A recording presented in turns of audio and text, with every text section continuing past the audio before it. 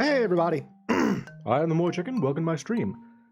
The bass in that song was louder than I thought. I might have to configure that one. Anyway, hi. Well, happy Sunday. I am going to be playing some Dark Cloud 2 for a little bit. I don't know if this will be a full stream. Might be a short one, but I wanted to get in a stream. I wanted to play Dark Cloud 2. Those two things met together, and now we're going to do it. Here we go. Blech. Oh, yeah. I was kind of like, I want to play some Dark Cloud. I felt like it. I wanted to play it, so here we are. How is the audio? Hang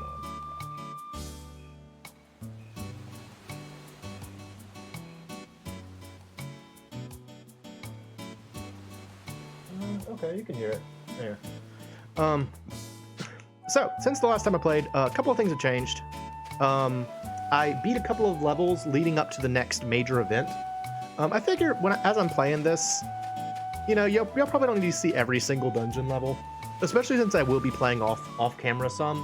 I want you all to get the experience of the game, but not necessarily the grind of the game. So, there's that. So we're a little bit further, and we're gonna go into the story event immediately. So here we go. So we have this location, the Cave of Ancient Murals. I mean, hey Eden, I play to like grind and stuff. Yeah. That's all, though. I mean, it's like, basically, when we ended last time, I think we were here, I did this level. And then got some of the medals and other ones. You didn't miss much. All you missed was this level. I can go back and play that level if you want, but I figured I was trying to do that for your benefit. Anyway, Cave of Ancient Murals. Here we go. Let's see what we got in here.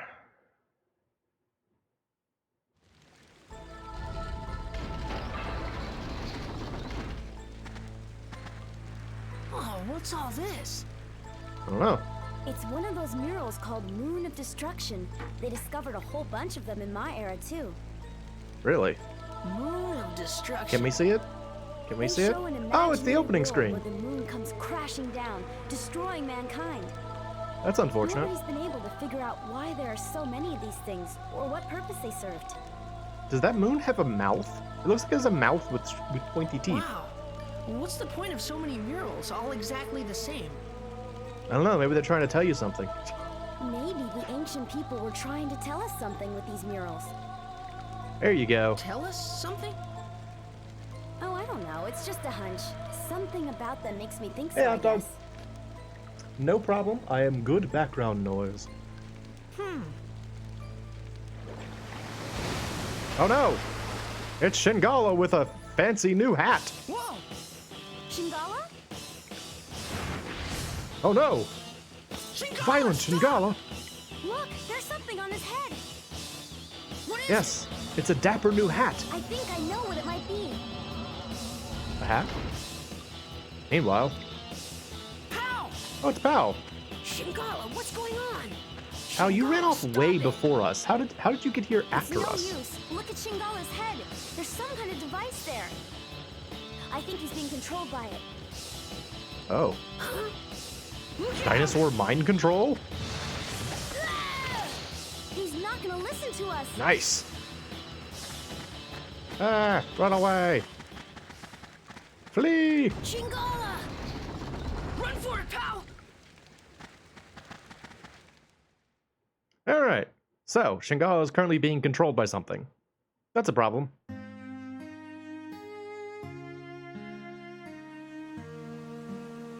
What's happened to Shingala? He doesn't recognize me. It's not that. You saw the strange device on his head? I'm sure that it's controlling him. We've gotta think of some way to get it off of him. We can't just Maybe pull it the off. people at Luna Lab will know a way. Yes, exactly. They might be able to help us. Let's go. Okay. So now I gotta go do some Giorama stuff.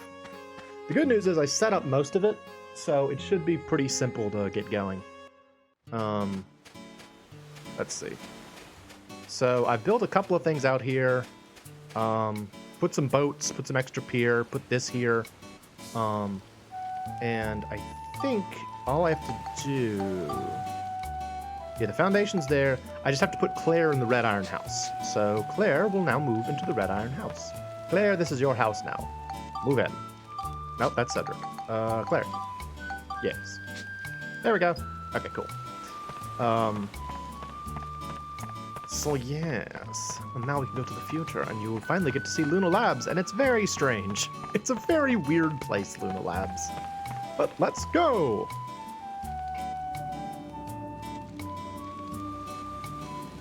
And as always, Mayor Need is with me because I need more money. And that's how that works.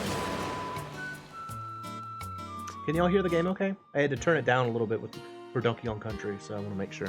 There we go. Yeah, it's like a weird neon place. A building. It looks like an amusement park. Alright, first I gotta try and find treasures. Are there any treasures around? And here's a spaceman. Hello, spaceman. What are you doing here? Mere words cannot describe the greatness of Luna Lab. You must witness it with your own eyes. Oh yeah? Is that it?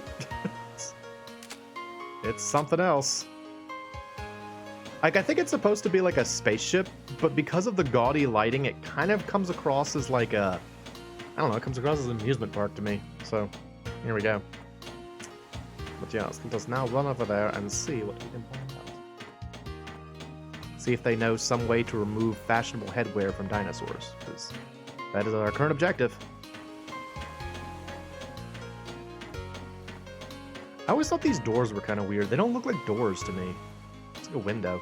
Hello. The view of the sea from this lab is amazing. Far off on the horizon, the darkness of sea and the darkness of sky exist as one. Alright, see you later. He's like, I'm a poet. I'm becoming a poet. Is that okay?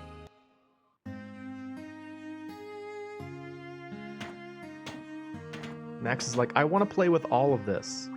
Meanwhile, this person. Oh! Oh, who are you? Mysterious rabbit Are gentleman? you a Luna Lab researcher?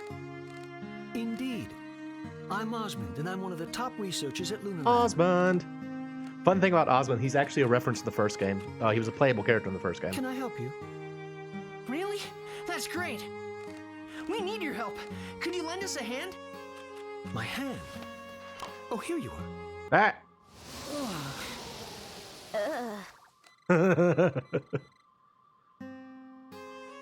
That pretty much sums up his character in So this one sea scene. dragon is under mind control. Well, in that case, we'll have to short out the device that's attached to its head. I feel like, you know, we see it so many times in this game, but his voice and appearance just don't match. His voice isn't bad. It's just like, ostensibly, he's supposed to be kind of like a wacky character, and he's got a really plain, even-tempered sounding voice. I don't know, it's odd casting in this Shorting it out would game. work, but how? To do that, there's an old invention that I think may help. Okay. Away!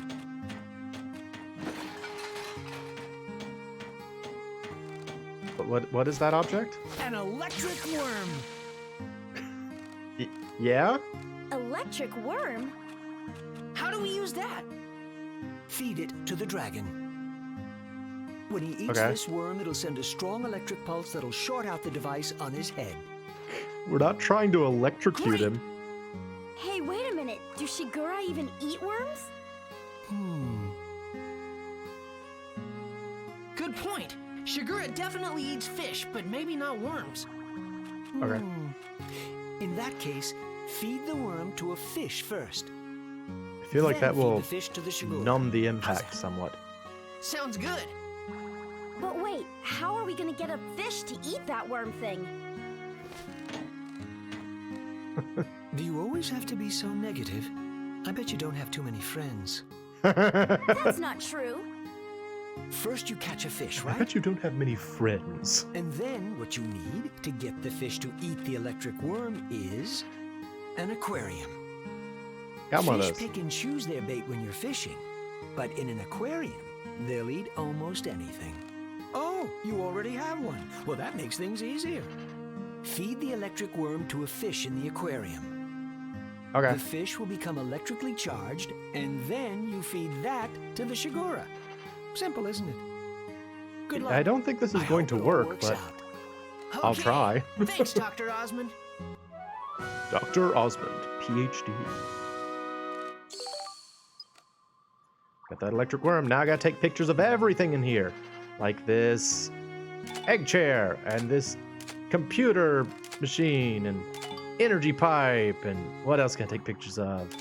Work equipment, and work robot, and Osmond.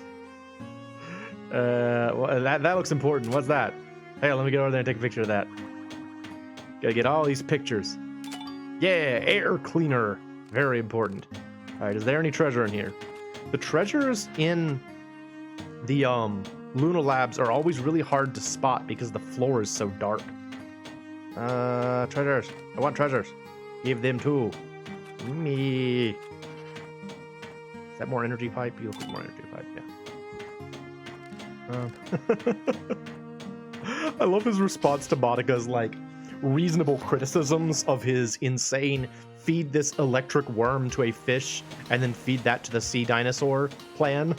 She's like, I don't know, that might not work. He's like, do you have any friends? She's like, oh, I mean, not many, but you didn't have to put it that way. All right, so our plan now is to take a worm, feed it to a fish, take a fish, feed it to Shigura. It will electrocute the Shigura, and somehow that will save the day. Let's go do that.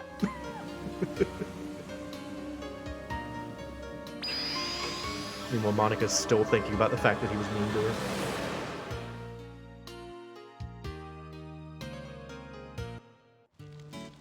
All right. But before that, I need to make sure that I don't miss any scoops. Let's see, the little pictures. Get them out of here. Let me go talk to Donnie real quick. I think Donnie actually lives here now. I think I put Donnie in this house. Because I know I have to have him here eventually. I think he lives here? Yeah, Donnie. Okay. Donnie, my boy. You got any scoops for me? Wait for a scoop. Okay. What do you got? Let's see. Oh, no. Inside scoop. Okay. Puppet Shingala. Okay. We gotta take a picture of Shingala while we're fighting them. Symbol of Luna Lab. Okay. Ancient mural. Okay. King Martin. I can never get it. I hate that. Can't ever get it. Such a shame. Yeah, there's a lot of scoops in this game that are so easy to miss if you just don't bother to check with Donnie over and over again. Because, like, a lot of them are missable. And it's very frustrating. It's one of the sort of downsides to the scoop system, but whatever.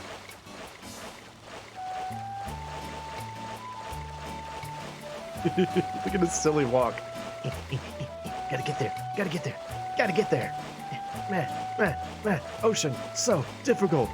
Pants so wet now. Alright, we're good. Let me go ahead and feed the fish. Let's see.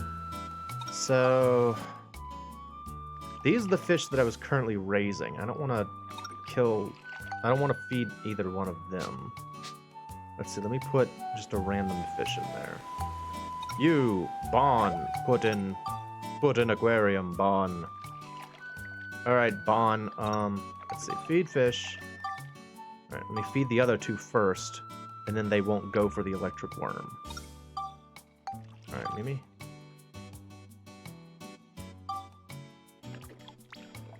Good, okay. Now we gotta feed the electric worm to the Bon. Feed. Yes! Look at it glow! Alright, remove from tank, Bon. Oh. What? Oh, I just leave it in there? Okay, never mind. Never mind. Alright, back we go.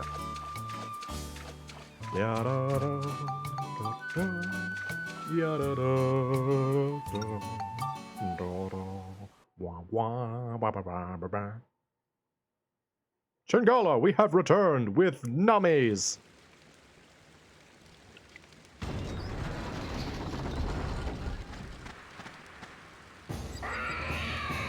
Pow! Max, put the electric fish in Shingala's mouth. I'll do my best. Okay. There it is. Hang on. I gotta take a picture of you first. Whoop, nope, not like that. Okay, good. Now I got to take a picture of the wall. Okay, we're good. Alright, so the way you do this, you just have to basically throw the fish at the dragon. Get thing. Hey. Okay.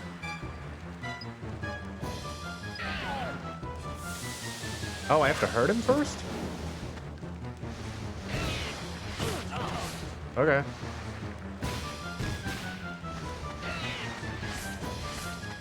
Where'd the fish go? Did he sit on it? I think he sat on it. Where's the fish? Oh, there it is. How the heck did it get over here?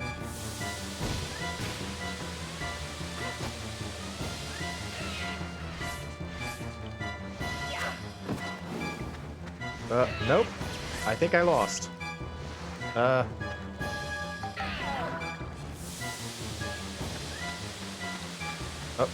the fish just keeps coming back for some reason. Hey.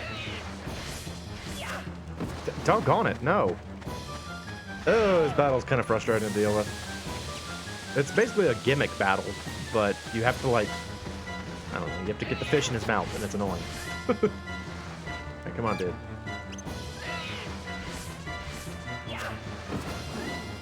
Nope.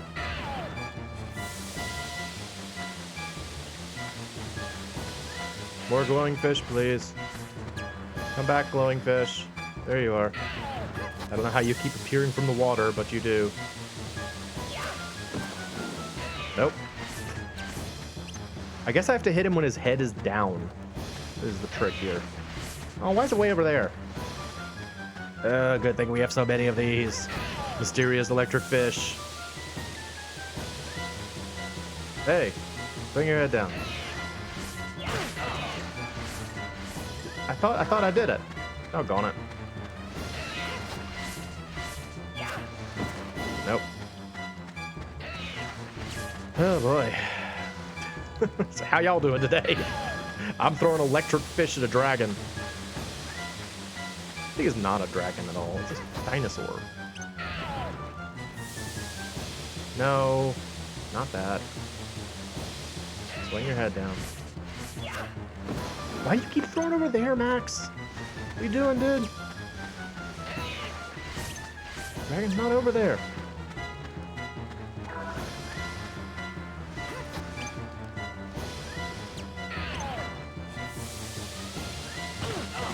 Okay, that does hurt me. So far, I actually hadn't been close enough yet for it to hurt me, so I didn't know if it actually hurt me or not. It does, as it turns out. That's fun. Hey, man. What are you doing? Where's he going?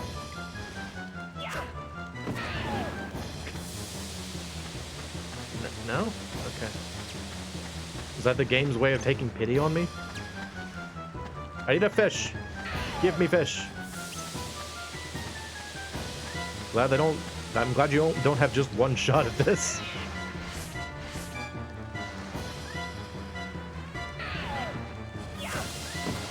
Doggone it. Ugh.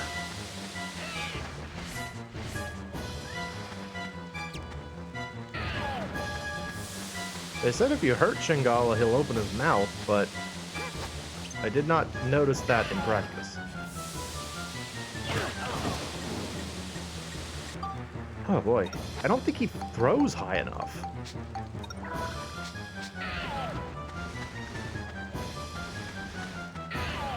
Stop pow-ing at me.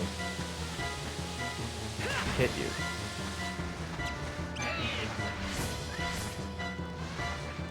Maybe he, like, roars or something? Oh, there we go. That's what it is. Eat that. There we go. Oh no, I'm being electrocuted! This wasn't a good plan after all!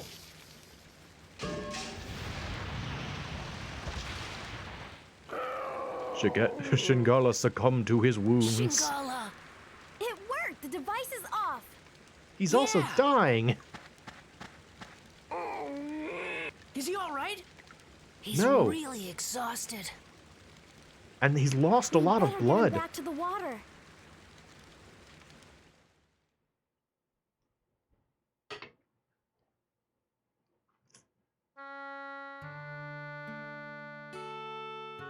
What are you doing following us in your condition?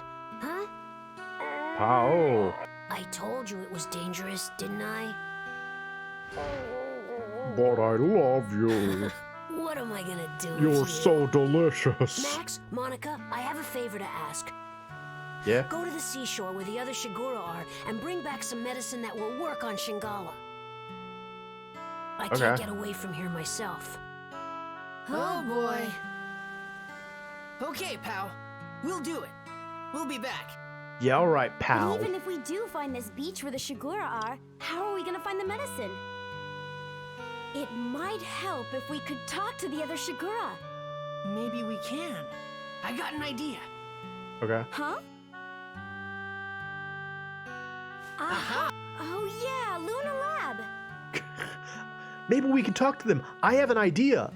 Let's farm it out to someone I else. bet they can knock something together that'll let us talk to the sea dragons. Why? I bet you're right.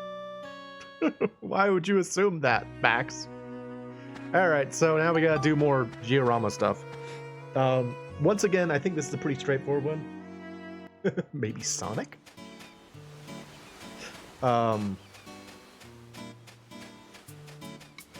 I think all we have to do, actually, is paint that house blue. Boat near the blue... Yeah. We just have to paint this house blue. Blue. Done. I did it.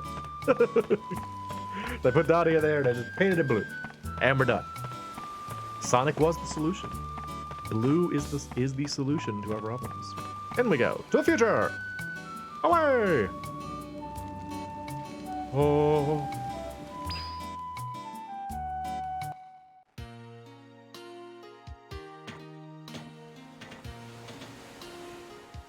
It's the big Looks blue like house. there's another lab now. Let's go inside. Maybe someone's home. It's especially weird to me that, like, the way this particular place gets rebuilt, because, like, as we're finishing these events, you'd think that, like, the whole layout would change each time, right? Because, like, obviously it's unfinished, but because we haven't changed the past, they couldn't think to put other buildings on here. It's just, I don't know. It's a video game, I know, but it is a little silly. I have arrived. Give me something to talk to dinosaurs. It's very bright in here.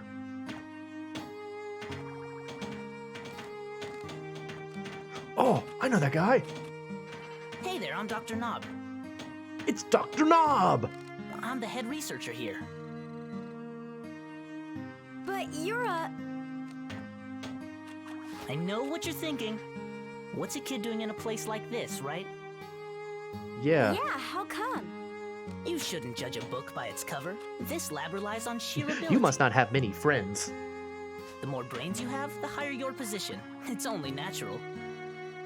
So that Oh. means you're the smartest person here then? I guess you could say that. By the way, I know about you folks recovering the origin points Griffin destroyed. And now you're on a quest to restore the world. Well, yeah. I mean, just had that the is your computer running an past. analysis. As long I as even you've know got, what you're like, searching for. history books, then yeah, you know what we're doing. What? Really? A device to talk to sea dragons, right? Huh? Don't you want to go 10,000 years in the past? Well, we do want to do that well, too, that but too. But first we need a machine to let us talk to those sea dragons. A Shigura translation device. We already have one of those. oh, good. There's one already. Let me get that. Yes, Shigura are very important creatures to us here at the lab. Once a year, they come from the South Island to the shore here. When Okay. they do, they bring a stone called the Luna Stone with them. Luna Stone. That stone has the mysterious ability to rapidly increase human brain power. That's why this place is called the Lunatic Lab, by the way. Thanks to the Luna Stone, this lab is home to the world's best thinkers. Yep. So it's vital that we be able to communicate with the Shigura too. And that's why we've already developed a Shigura translation device. We need to continue exposing our brains to Hey, radiation so that we can get smarter. Yes, sir. Go get me the shell talkie. Yes, sir. Away! Thanks. Here you go. The shell talkie. Just stick it in your ear. So we can talk to the sea dragons with this. Well, sort of. You'll only be able to understand Shigura with a comparatively high level of intelligence. How can we talk back to them, though? Not is the Shigura question. children, for example. I guess that means a chat with Shingala is out. Yep, Thanks, he's Dr. too Knob. stupid. We'll be back. See you then. Bye, Dr. Knob. I like Dr. Knob. He's strange. Dr. Knob. I haven't found any treasure, though. I want treasures. Where are they? I want treasures. Give to me potato pie. It reminds me of my mother. No? Okay, see you later. Bye, y'all. Oh, we should let Dr. Osmond know that his thing worked. Good news, Dr. Osmond. Your insane plan of feeding a dinosaur electricity so that we might heal it worked.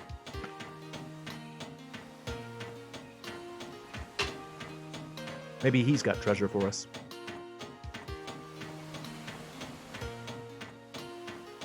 There are some areas in this game that really make you feel how relatively slow Max's running speed is. It's like, I just want to get across this long area, but it takes forever. Oh, we did it. It worked. Yes, indeed. Yes, indeed. All right, cool. So, we now have what we need to finish the chapter, which is good. We needed the shell talkie, so we're technically done with Georama for now, but I definitely want to do some more probably later in the stream. So, but for now, back to the dungeon. Back to the dungeon. Back to the dungeon. So doesn't it feel like it takes forever for him to get around in this area? The next area is even worse, by the way. The I guess 4th Georama area. It takes forever to get across that field.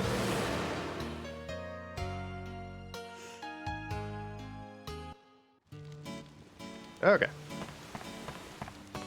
Back to the dungeon we go.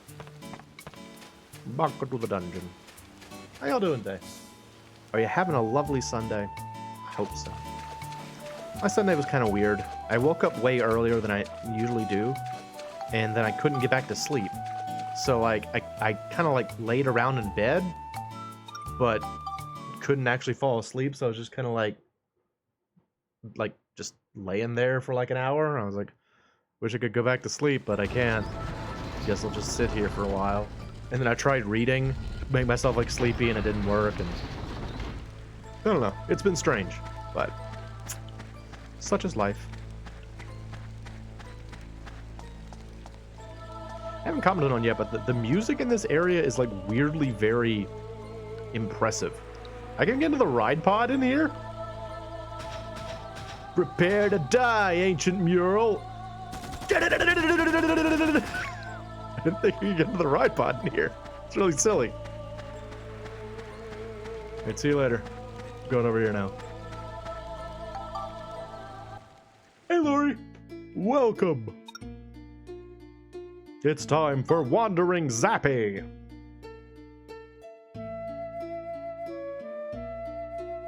How is your Sunday, Lori? Hopefully it is going well.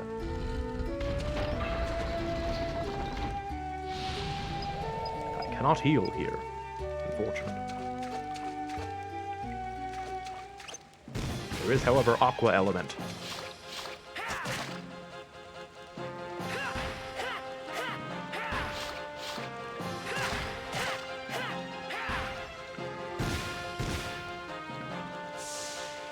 Get over here, you. Ha!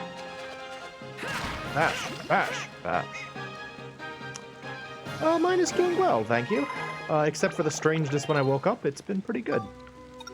I also went to get a new cover for my drawing table. I have like an old drafting table that I got from my undergraduate college. And every once in a while, I like to have a mat board on it to kind of protect it. And every once in a while, I have to change it out, which is a little bit of a hassle, but it does look nice. So it's always like, ooh, look how clean everything looks! Hooray! I can't wait for Monday. That's exciting. What's happening on Monday? Something fun, I hope. Yeah, it just keeps things clean. So you never know what you're going to be doing at a drawing table. So you spill things that could damage the wood and stuff. So I'd rather keep it covered.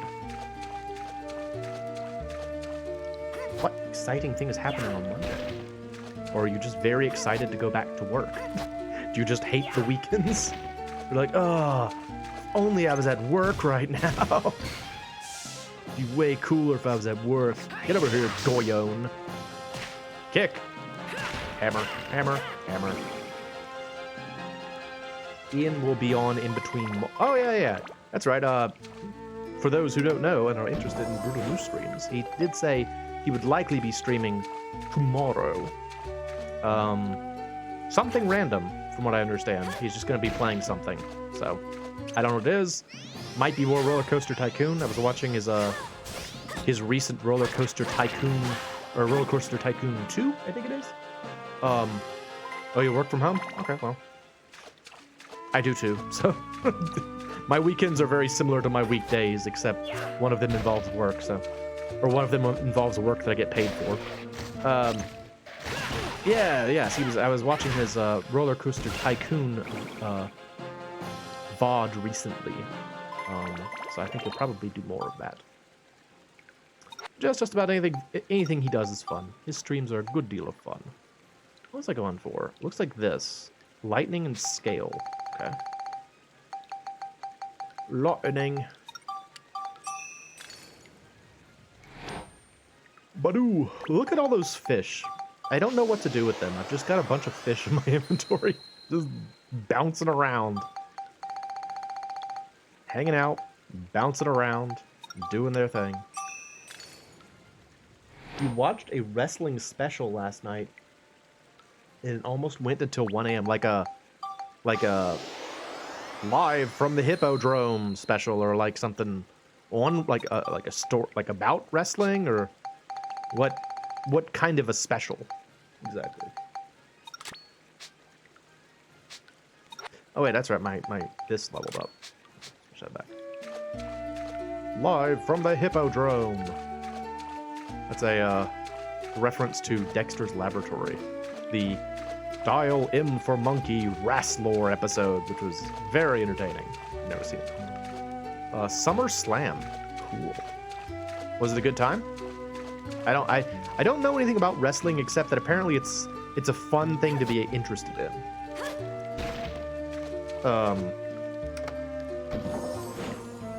But I really don't know anything about wrestling. But I hope it was a good time. Do that. Get froze, Aqua Element. Now get chopped. Yes. Oh, you remember that? Yeah. Yeah, it wasn't until years later that I realized that the voice of Rasslor in that cartoon was actually Macho Man. The late great Macho Man Randy Savage did a cartoon show, which is pretty entertaining. You be quiet. Okay, well thanks for coming by. Thanks for talking. Hopefully you enjoy the stream of me killing this Goyon.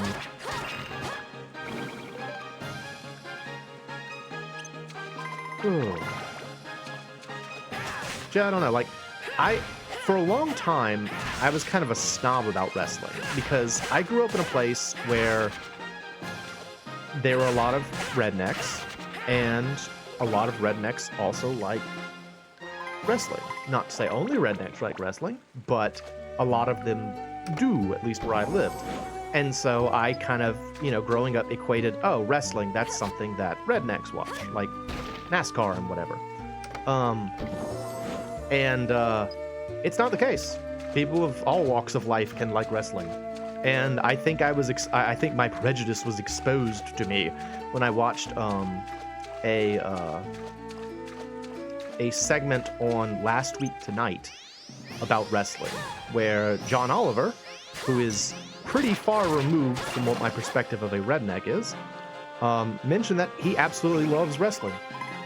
And I was like, oh, okay, so it has nothing to do with your background or where you're from. Just some people like it because it's okay for different people to like different things. And I was like, I feel sort of bad now. But yeah, it seems like it's a fun thing. It seems like it's just sort of a good, entertaining show about people, you know, wrestling and fighting. So I'm always interested to hear when people like it, because I know so little about it.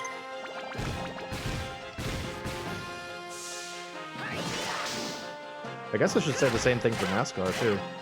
Like with NASCAR, what it always was is it always looked really like hot and like uncomfortable, because I mean it's like they always take place in like places with no like trees or anything, and it's like road, it's hot, all walks of life, all over the world wrestle too, UK, Japan. My favorite wrestlers are from Japan and all over the world. Right, yes. It is true, yes. I should not have been so prejudiced. But yeah, I don't know. It just always looked hot, and like it would be really loud, and like maybe smelly because there are a bunch of cars. I don't know. So you watch like Japanese wrestling? How? Uh-oh, that's the problem.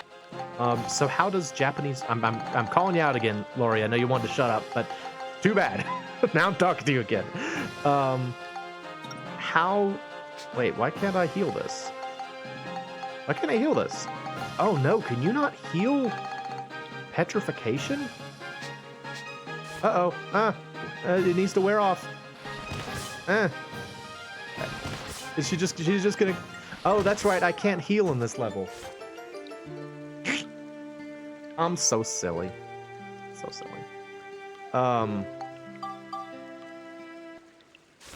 Oh, I didn't save before I came in here. That's a bit of an issue. I'd be more careful. So like, how is like Japanese wrestling different from American wrestling? New Japan, they show it online. You can look up streams. Is it like, are the rules different? Because I know like when it comes to wrestling in like Latin America, there's this idea that it's more like acrobatic, I think.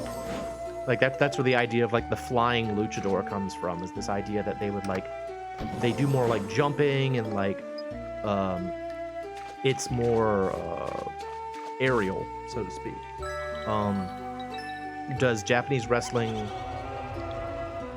have something like that, or is it more like, is it more similar to American wrestling? It's like with American wrestling, I think of it, it's mostly about like strikes and like strength. As compared to like agility, necessarily. I mean, they're agile too, I'm sure, but I'm more associated with the people that are like really huge and jacked, rather than like people that can jump and stuff. So how does that compare to Japanese wrestling?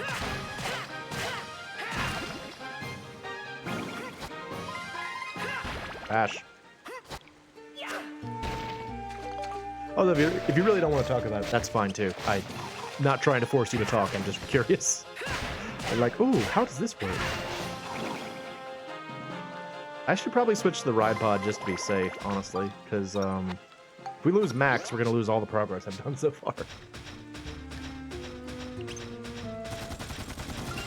Death. Death. Death.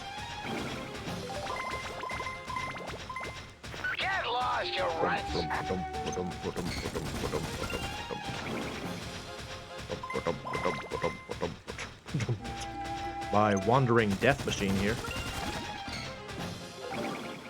I tell you what, these like these like rotary guns, these chain guns, or no, these are Gatling guns, are like way powerful.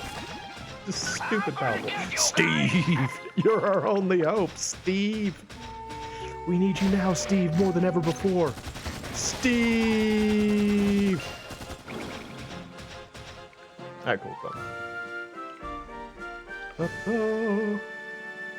Also, Max is really deep in there. There's the top of his head sticking out the top.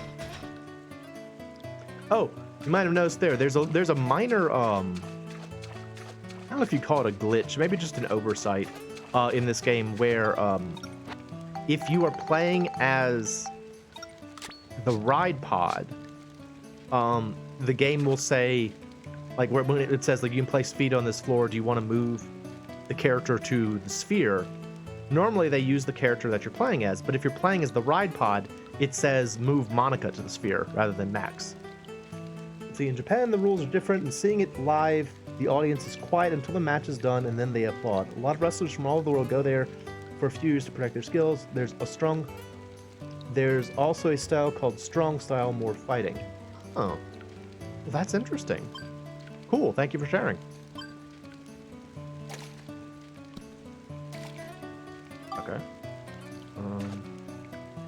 I can't believe they only gave me 3 shots for this hole. This is pretty rough, actually.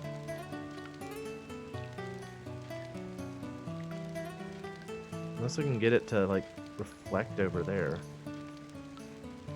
Try this, I guess.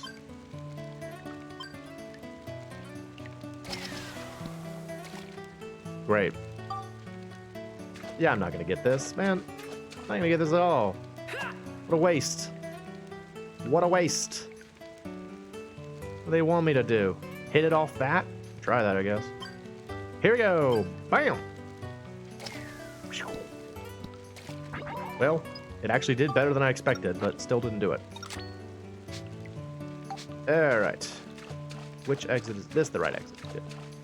Good the deal.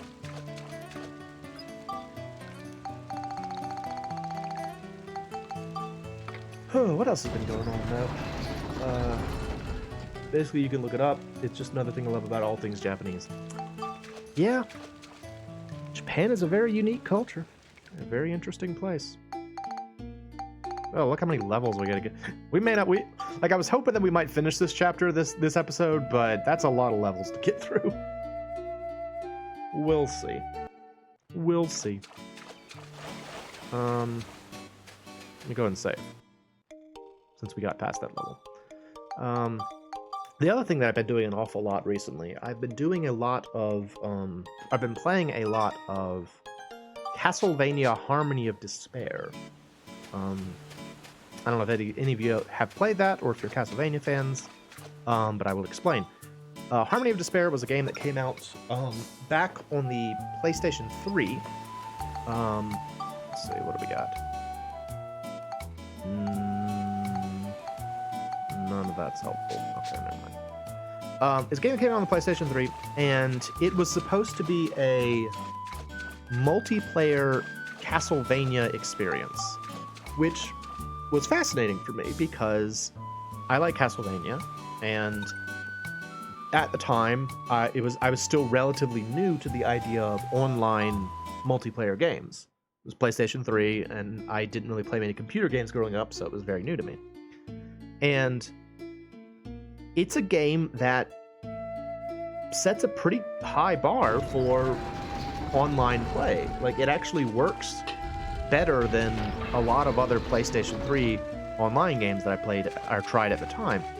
And it's exactly as advertised. They give you like a big map, and there's a boss somewhere on the map, and different people start at different locations, and you just try and get together and beat the boss. And it's great.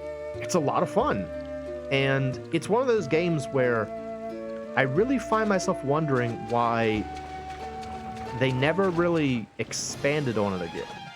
Like, when it first came out, there were a bunch of, there were, I think, 4 extra maps available. And, I think 3 or 4 other characters you could play as. And then that was it.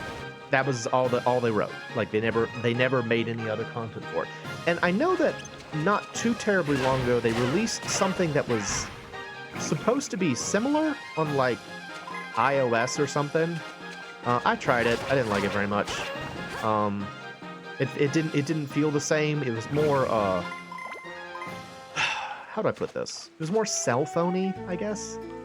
It was one of those games where they like, it's supposed to be optimized for play on a phone, so the game does things like auto attack for you and like handle all the jumps for you, and you just kind of like hold the direction and it does everything for you. At least that was that's how it felt to me after having played Harmony of Despair. I was like, oh, so you just don't try in this game? Is that it? And then like every level is just grinding for resources or whatever. I don't know. I didn't like it, but I did like Harmony of Despair. And since this PlayStation 3 that we're playing this on is not the one that I've had for a long time, but one that I bought specifically for streaming, I didn't have like a completed save file on it for Harmony of Despair, so I've just kind of been playing Harmony of Despair again. And boy, howdy, it's so much fun, man. I love that game. I wish they'd make it again. Or something like it. You know, not an iOS game where it does it for you, but like a, you know, something fun. Sorry to those who like cell phone games, but I never do. I don't know. Cell phone games are not games to me. They're things you pass the time with. Yes.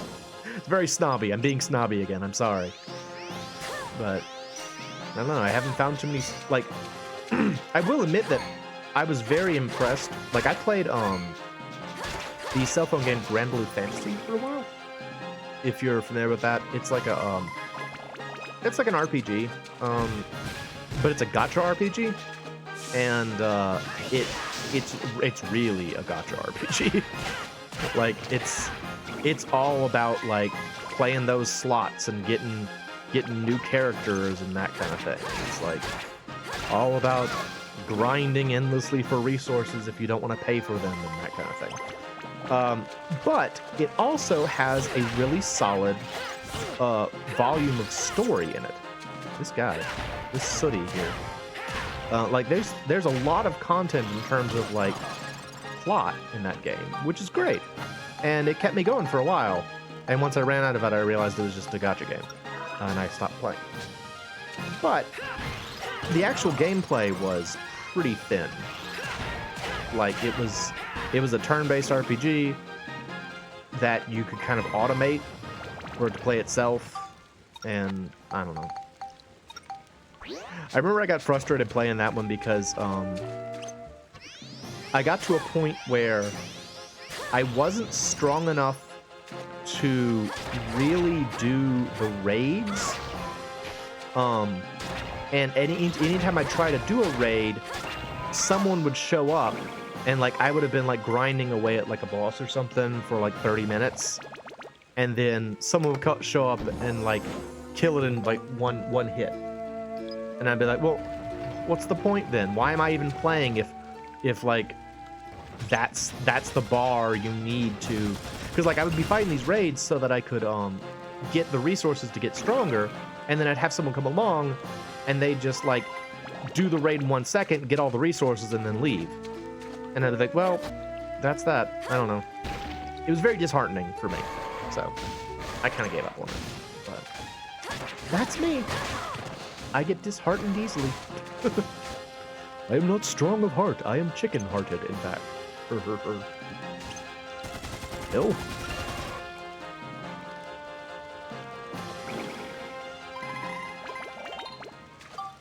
My hammer has gotten stronger. Let's see, let's add some scale into it.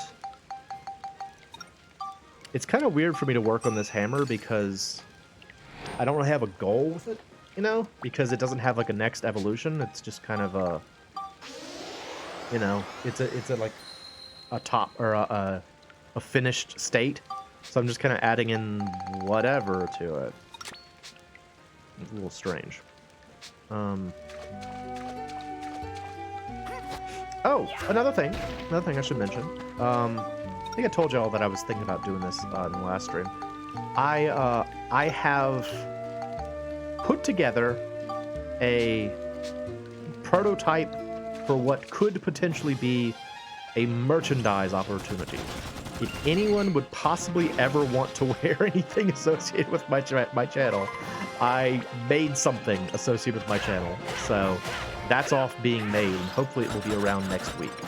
So if it comes in and looks good, I'll show it off to you. But just another idea. I don't know. I guess since my Twitch status changed, all of a sudden I'm like getting all serious about things, and it's been very strange. But hopefully it'll be cool. At the very least, it will be a fun shirt for me. So I'll have a cool new shirt. Maybe no one else cares, but I'll have a cool shirt. Admittedly, I was a little disappointed though, because like I designed the whole thing with like a particular color scheme in mind, because I had gone through like it's a t-shirt. I had gone through the shirts that they had available on the site, and I found a color that I liked, and so then I designed the design for it with that color in mind. Well, wouldn't you know it, once I went back to actually bake the shirt, they're like, "Oh, sorry, well, we can't sell you that shirt in small batches." So it's like, unless you're ordering 6 or more, you can't use that color. I was like, doggone it. So I had to like completely change the colors on the design afterward, and I was very sad about it because I liked the way it looked before. Oh well.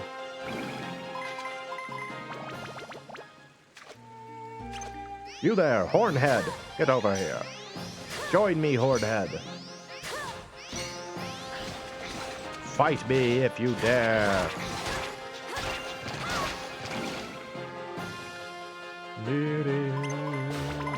Ow! I'm that. I'm Blue Hand now. I don't know what that means. I'm Blue Hand. Curse you, Sand Molar. How dare you make me Blue Hand? What is that? I have the status ailment, Blue Hand. I have made shirts in the past. This is the first time I'm making a shirt that's like any format of like MoeChicken merchandise. It's Curse. You can't change weapons? Oh. You'd love a Mo shirt creation. Oh, well, maybe it'll happen. I have a couple of other ideas I was thinking of too. So maybe once I've got some ideas together, I can try to figure out how you put together a merchandise store online. I've never done that, but you can't change weapons. That's weird. That's a weird curse. That's one of the, also, hello Modern Fitness. Glad to see you. I always like how different video games interpret curse differently, because a lot of RPGs have. You want more? Okay, well, there you go. We'll see. When it comes in, I'll show y'all what I made. Hopefully it'll be available. I don't know. The company that I'm going through is pretty good in terms of like availability and like options. The shirts that I've gotten from them in the past though are very heavy, which I'm not loud about. Like I would like it if the shirts were made of like lighter material. So we'll see, but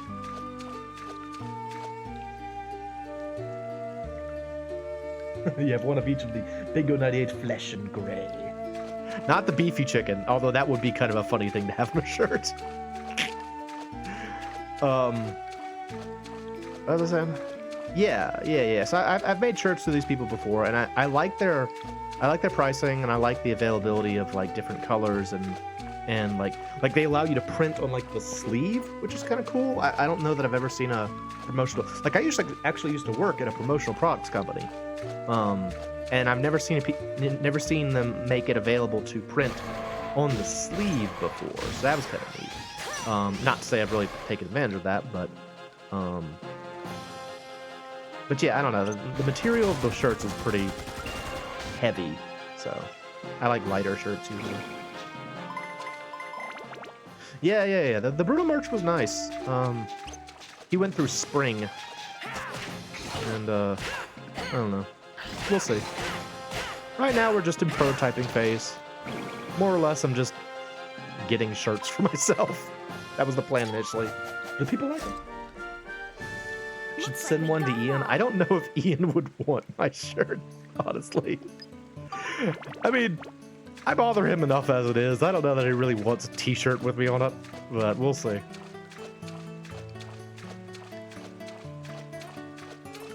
Anyway, that's been an idea.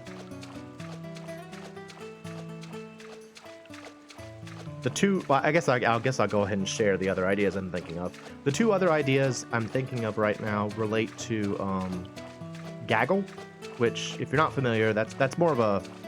I do that here too, but that's more of a YouTube thing. The idea is it's an acronym for Good Adventurers Go Left, which actually is from Pro Jared, and I didn't realize it was something he made up, and I felt kind of bad using it, but I'm still using it, so sorry, Jared. But I started saying gaggle years ago, and I want to make a shirt that's just like, the idea is that it would have me like going through a dungeon and like going left, and it just says gaggle at the top. Well, he also might just be being polite, but thank you. And so I want to do a gaggle one, and then I also want to do a fudge one. And I figured with the fudge one, it could just be a picture of me taking fudge out of the oven and being very upset about it. I think that could... Wait, can I not get to it? Oh no, this happens sometimes with Spheda. Ah, I can't actually reach the ball. Doggone it, I was doing good too. Oh, that's dumb. Hit square? Oh, I didn't know that. I didn't know that. Really? Oh. Can you move it anywhere? Nope, not that far. Okay. I didn't know that. Wow. Thank you, Modern Fitness. I had no idea. Well, I have one less shot, but I was doing pretty good, so... let's see here. Just kind of get it over there a little bit. Hopefully it changes color. Change color. Good. Oh, a little bit far, though. A little bit far, though. Uh-oh. Oh, of course it would have to be sneaking around the corner like that. I did... Oh, this is awful. I have to put a hook on it. I hate trying to shoot with hook. Okay, here we go. Slice. Come on. Go in. No! Went over. Boo! Thank you for the pro tips, but I still failed. Boo! Are you a Spheda master, Modern Fitness? I'm passable at Spheda. I'll get there eventually at Spheda for the most part. But I do enjoy it. I think it's such a fun game mechanic, but I ain't good at it.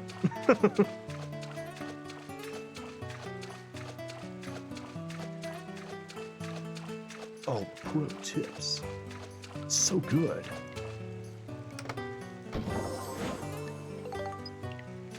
I guess I should have listened to Donnie on the little help talkie before now. I do think it's super cool that I think I mentioned this before, that all of the tutorials in this game are fully voiced. So, and I think the song, no, it's used other places. I was gonna say I think the song that they use in the tutorials is only used in the tutorials, but no, it's actually used other places too. So, improvements.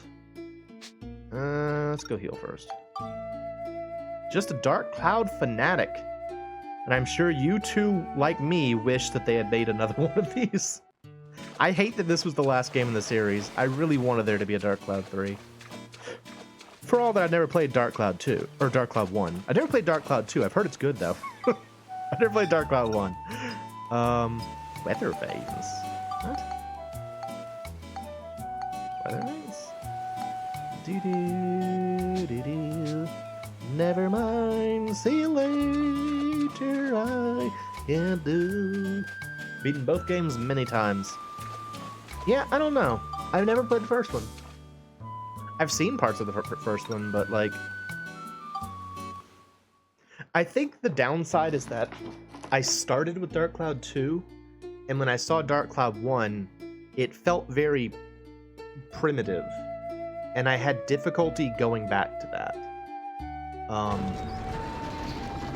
And I know that's on me. The same thing happened when I first played Final Fantasy 2/4 for the SNES.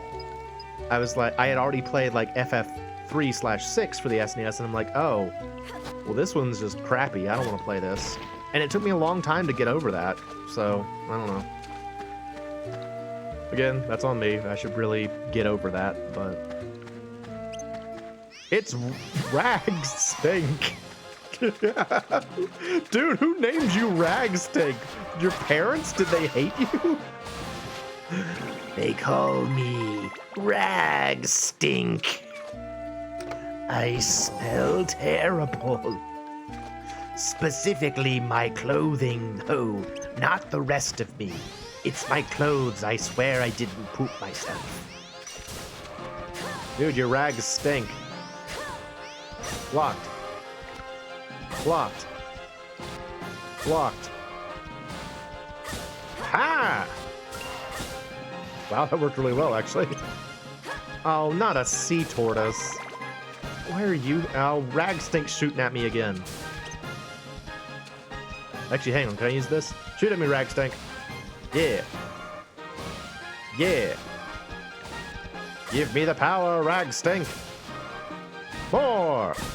More fire. Yes. Ha! Oh, now they're both powering me up. Eat it, sea tortoise. Yes. The power. Awesome. That worked well. Meanwhile, Rag Stink still smells terrible. Ow, my body. Ha!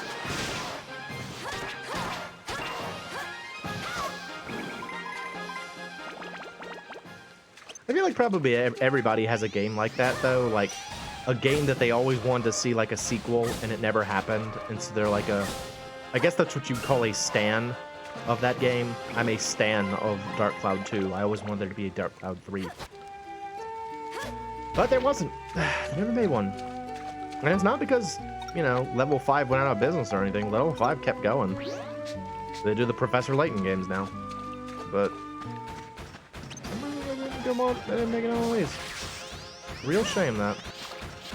Oh, it's a that. Hello. Hi. Yeah? I'm out of things to throw at you. Hang on. I have more things to throw at you. I have a rock. Ah, no! Take this rock. I have a bomb. I have a bomb. There we go. Got him eventually. Blocked. Ha! Dead. Oh, game over. Those guys can tear you apart real fast, as you can see. That was like one attack combo and he killed me straight up. Guy's real dangerous.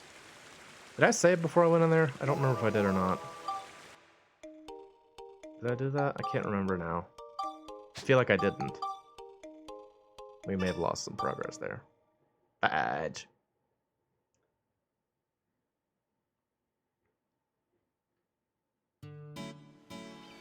Well, let's see.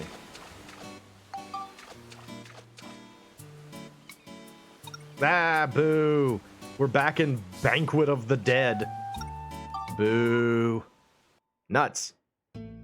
That's why you always save, in case the mysterious blue water drop slashes you up. Wait a minute. Why is Banquet of the Dead not the one with the rag stink? This is where the rag stink should be. Stinking with the rags in the Banquet of the Dead. Instead, it's just a bunch of hornheads. Whatever, dude. You want to go, Pyro Tank? I got Steve here.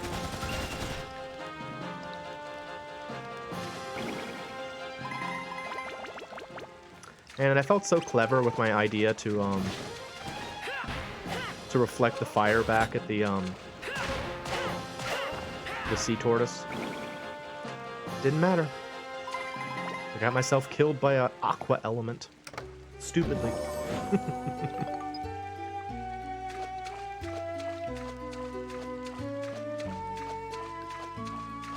No, that's fine. I mean, that is one fun thing about this game is that since every level is like, you know, the layouts are randomly generated, you can play levels multiple times and it's still pretty fun. So I like that. I mean, that was a relatively new concept to me when I first played this game too. I wasn't used to the idea of like, I mean, you wouldn't call this like a roguelike or even a roguelite, but it has like random generation elements, and that was like, I was like, oh, I didn't know that was a thing games did. So that was exciting to me. It was unfamiliar to me, to say the least. Hello, Hornhead. How are you? Bash, bash, bash, bash.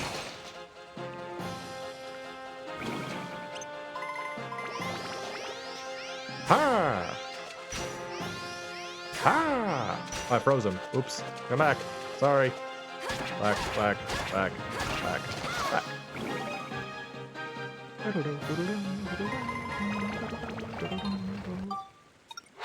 My grenade launcher is still really weak, frankly. I'm not happy about that. I want it to be stronger. It's not terribly strong yet. Let's see. Where does this put me? More flame. Doggone it. I was hoping that 40 would be the number I needed to get to.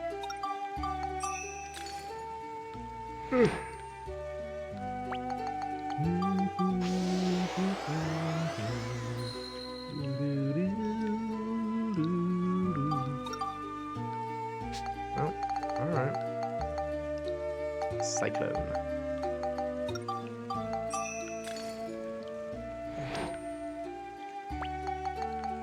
I don't think how many times I've actually beaten this game. Not that many, to be honest. It's probably only like 3 times.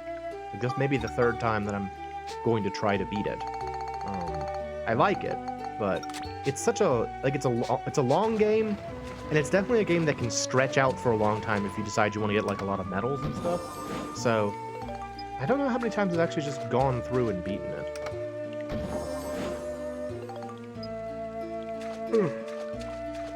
We are admittedly getting through it faster than I had expected when I first started the series, though. Like, I thought this was going to be a really slow series, but I think me playing a little bit off stream is helping, so I'm probably going to continue to do that, assuming no one is upset about that.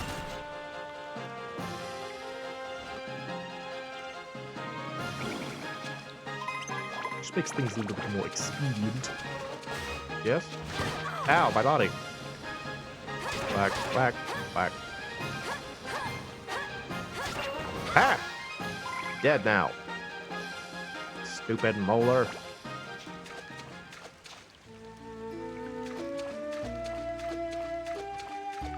Oh yeah, Sooty. I guess this is supposed to be a ghost?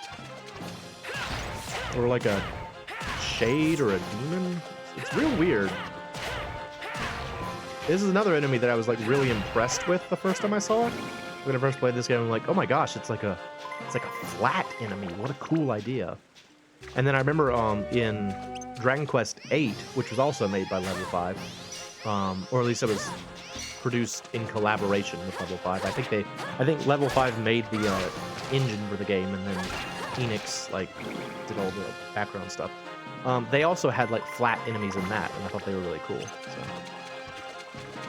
I don't know, the idea of like an enemy that's completely flat like this is just like, I don't know, I think it's cool. I think it's a cool concept.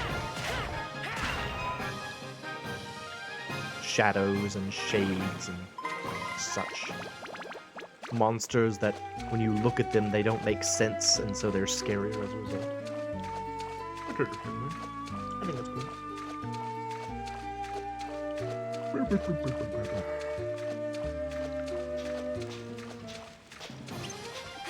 Hornhead. I'm still trying to level up my monster form. Actually, yeah, that's a good question, Modern Fitness. If you have any like good tips for how to improve the efficiency of the monster forms, please let me know. Because I feel like that's a very poorly optimized element in this game. They just don't ever seem very strong. Like, even later on in the game, when you get, like, the two badges, the Moon and Sun badge, they're still just kind of like garbage, at least in my impression. And I wonder sometimes if it's just something I missed, but it really just feels like they're garbage, and I don't know why. Neither one of these is close. Well, both of them need Smash, Beast, and Scale, so I'll just start dumping stuff into those. Yeah, I don't know. It's definitely one of those things where when I think about the monster forms in this game, I'm like, I really feel as though they didn't fully think this out when they were making it. Because they're not really that good.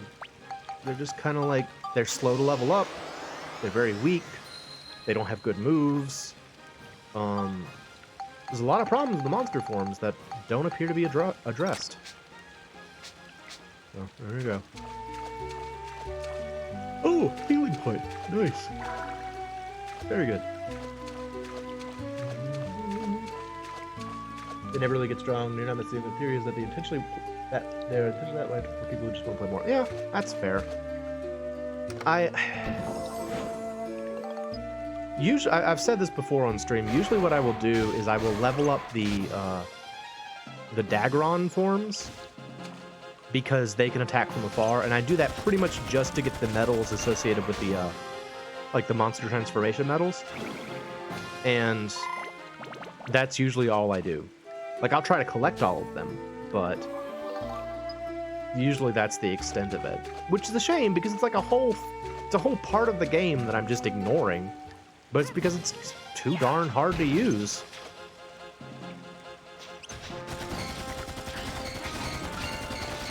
I'm gonna get you guys! Can't stop Steve. Steve too strong. You can't beat Steve. Hello, Moeller. He's like, hello. Enjoy my injuring you. Yeah, it's a shame, too, because, I mean, it was supposed to be, like, Monica's big thing, you know? Like, Max has Steve, and Steve's awesome. And then Monica has, like, these anemic monster transformations that never get good. Whatever. This is the kind of thing that could be improved if there was a Dark Cloud 3, but there isn't. But that's not a thing that exists. Wah. I hate it. I want it to be. I want it to be. Although, admittedly, we have seen some weird revivals recently, so maybe it will happen. I don't know. Maybe level 5 will get off their butt and make the game that everyone wants, right, audience? Everyone wants Dark Cloud 3, right? I want it. Of course, I would also want it to be good. That's always the danger with, like, reviving a long-dead franchise, is that, like, when you say you're gonna do it, everyone's gonna get excited, or all the original fans are gonna get excited. But you gotta come through on that promise. Yeah, I don't think we're gonna say anything. I don't know why they would, you know? I feel like this game is already a niche classic, so why would they bother reviving it? But it'd be cool. I want to say I heard once that they were, like, back when this game was still relatively new, they were thinking of making a Dark Cloud 3 or a Dark Chronicle 3. And then they just opted not to do it for some reason. But yeah, if you're gonna revive, like, a long-dead franchise, you gotta make sure that it's good. Because you can't come back on a fart. Gotta be good. Like, the other day I was thinking about, when I was playing Castlevania, I was like, man, I wish they would make another Castlevania. But it's not necessarily that I want them to make another Castlevania that's new. I want them to make more of the old Castlevania. And that's a tough prospect for any company.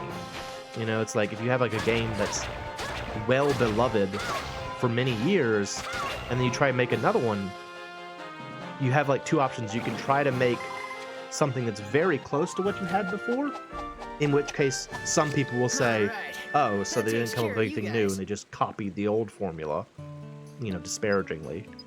Or you'll get the opposite situation where you'll try and make something new and they'll be like, why couldn't they just make more of what we liked? And it's like, fans will never be happy. At the start of it is fans will never be happy. But I'm one of those, and I want to be happy. So there. Like, thinking about it rationally, I'm not even sure what I would want from a new Castlevania game. As much as I say I would like to have one, say, okay, I will. Thank you, Eden. I can't until I leave the level, but I will save. Thank you. 7? So they gave me 7 shots here. Well, hopefully I can do it.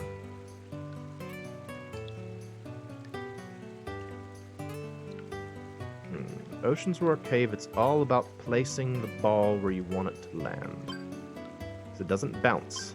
You just have to shoot it, and that's pretty good, I think. Is that good? Oh, that's the first one. I needed the second one. Nuts. Okay. Well, I could do that thing that I was just taught. Can I move it as far as over here? No.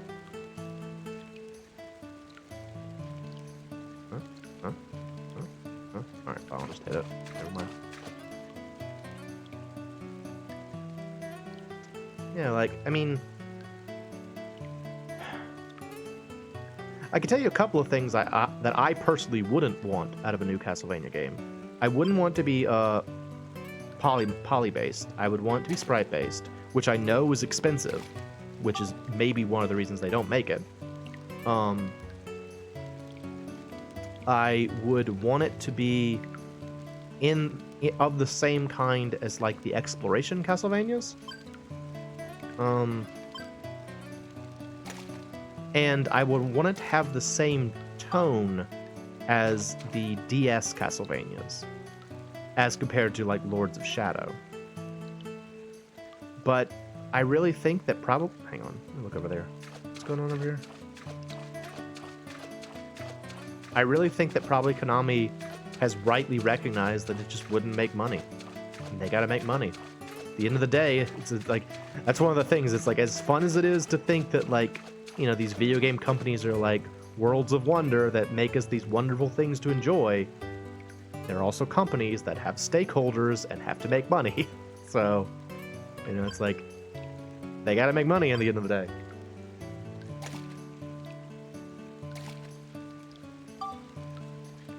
Pretty good, I think. Right? Yeah, we're doing pretty good. Okay. We've got kind of one, Ooh, is that good enough? Yeah, baby! Alright. Bam! Yes! Got that medal, yes! Yes! Modern Fitness, do you already know about the name change trick in this game? I showed that off in the last stream of this I did. I didn't use it, but I did show it off. And then just reloaded my save. Oh, an absorption coin. That's pretty useful. Let me give that to one of our ones. What do you have? You already have healing, so no, not to you. What do you have? You don't have anything. Maybe. How about you? I don't have anything. This is the one that's bathed in the lifeblood of snakes. I'm gonna put it on that. This sword that is bathed in the lifeblood of snakes steals the health of its enemies, slurps it right up. It's awesome. Deadly lifeblood sword. I think I explained it before. The absorption coin is like drain, like a drain spell. When you hit enemies, it gets you some health back. So that's all that is. All right, go through here, do the thing. There we go. Yes. I kind of want a cookie. I made cookies the other day and they were awesome. I kind of want a cookie right now. I'm gonna take a break and go grab a cookie. I'll be back in a sec. Actually, I'm going to save, and then I'm going to go do that. Eden told me to save, and it's an important thing to do. Bam. Save the game. Okay. Now I'm going to get a cookie. I'll be right back.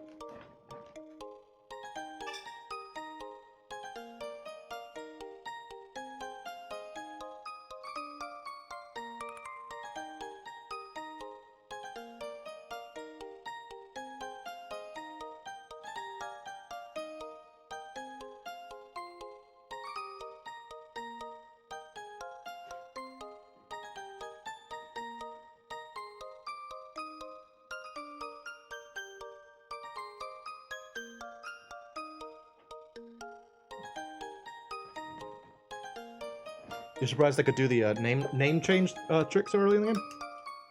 Well, a lot of that comes from my playing off stream. I was like again, I love this game, and so I play it off stream because I want to play it, but I don't want to stream. And so I just go around getting medals.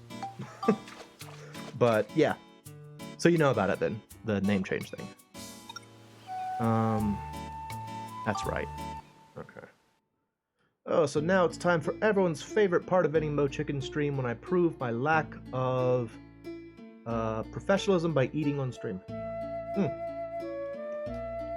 Everyone's favorite part. Definitely. What can I say? I get peckish. Unrelated. Doesn't this sword look great with his outfit? One of the things that makes me really like the Serpent Slicer is how good it looks with his outfit. It really matches very well. Alright, so this time we're not going to get ourselves stupidly killed by that monster again. Instead, we're going to throw things at this sea tortoise. Hello, sea tortoise. There you go. There you go. Oh, he coming. Oh, Lord, he coming. Hang on. I've got a bomb for this. Wait for it, wait for it, wait for it. Blow up. Blow up. Blow up. Fashionista. So fashionable. I mean, this is just her best outfit, I think. It's like my favorite outfit she gets. Something's attacking me. Hang on. What's attacking me? What's attacking me? Something was attacking me, but I don't know where it was. What? What? Oh, it's Ragstink over here. Yo, what's up, Ragstink? How you doing? I'm gonna let you stay over there, buddy. Because I can smell you from here, honestly. Like, she's got little daggers on this outfit. It's so cool. It's like her action outfit. I like it.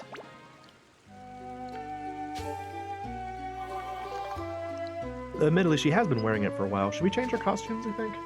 We'll change her costumes. I'll put her back in her regular outfit.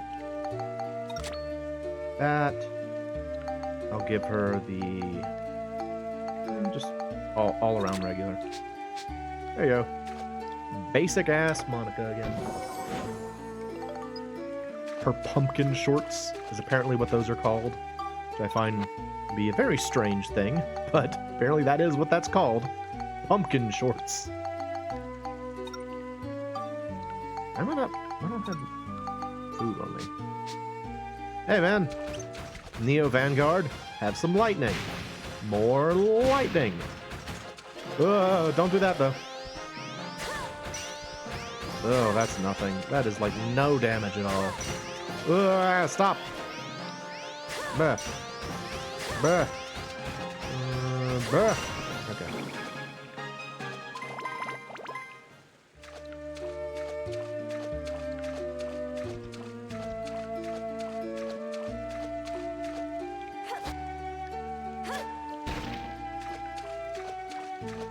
I wonder if the artist for this game did any other games. Like, again, I've said before, I think the artist who did the art for this game did Final Fantasy IX's artwork as well. But I don't know about any other games.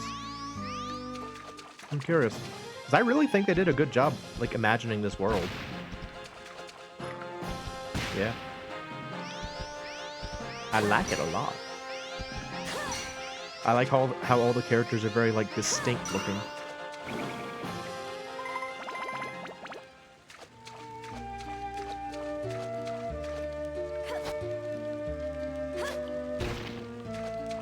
That's kind of a thing in general. What the heck was that? Oh, something just happened. What was that? Oh, someone followed. Okay. Haven't finished that yet, but thank you, Modern Fitness. I'm still freaked out whenever I get one of those. I'm almost done with the follow animation, but I don't have it yet. So yeah. But yeah, that's something that I like to see when you can recognize a a particular artist's work on multiple games, like Soejima from Persona, like the Persona games, how they all kind of look the same, how they all have that same look since Persona 3. It's because the same artist is handling most of it. I think his name is Soejima? I gotta look it up. Hang on a sec. Hang on. Yep, it's right over here. What is his name?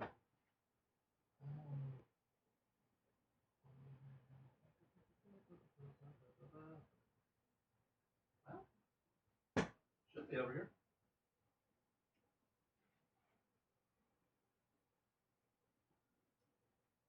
Oh. I'm on it. What is your name? What is your name?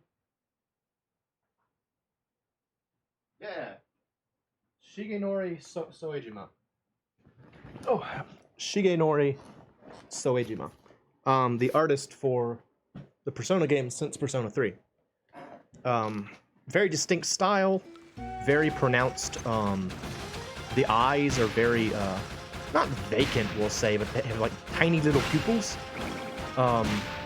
Or like one of my favorite long-running artists is let's see, Tomomi Kobayashi, who does the art for the Saga games. Really love her art style. I think it's a her. I don't really know. Sorry, but I don't know. I like seeing familiar art styles, and I like when that kind of thing gets carried forward.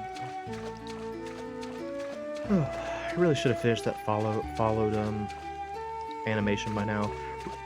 Really, all it is, I just haven't finished the coloring for it. I finished the actual animation part, just not the coloring. Coloring takes so long when it comes to animation, you know.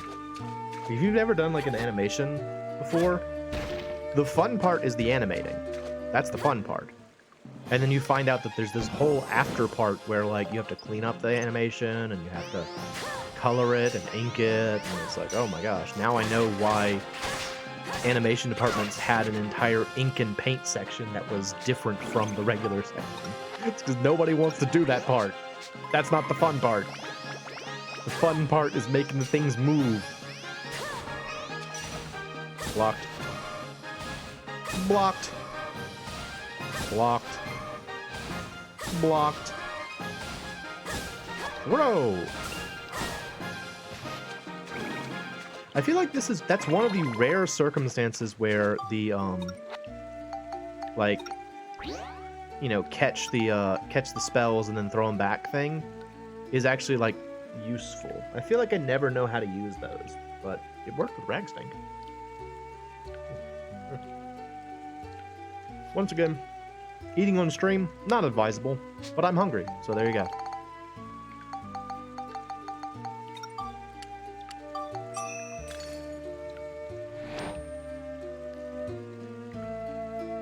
So did I actually say thank you, Modern Fitness? Thank you for following. Appreciate that. Hopefully I will be able to make content that is interesting to you. We'll see. Experiment.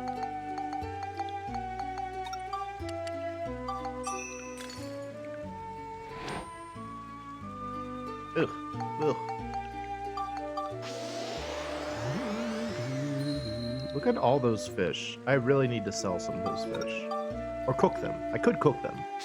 There's a little, like, portable stove you can buy, and you can just cook fish and eat them.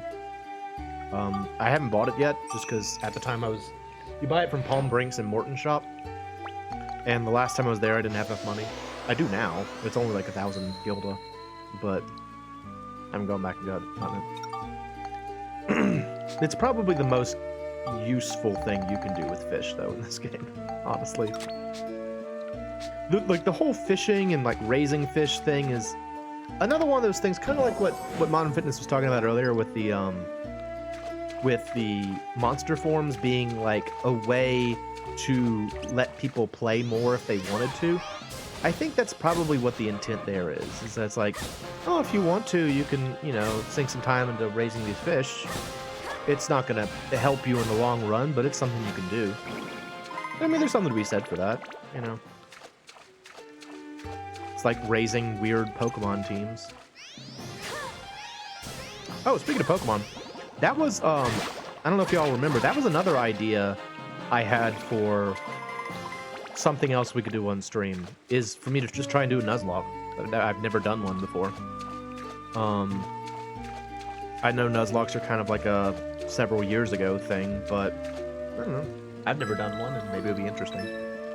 Because we still got to figure out what to do. Like, because again, I didn't expect Donkey Kong Country to be done in one stream.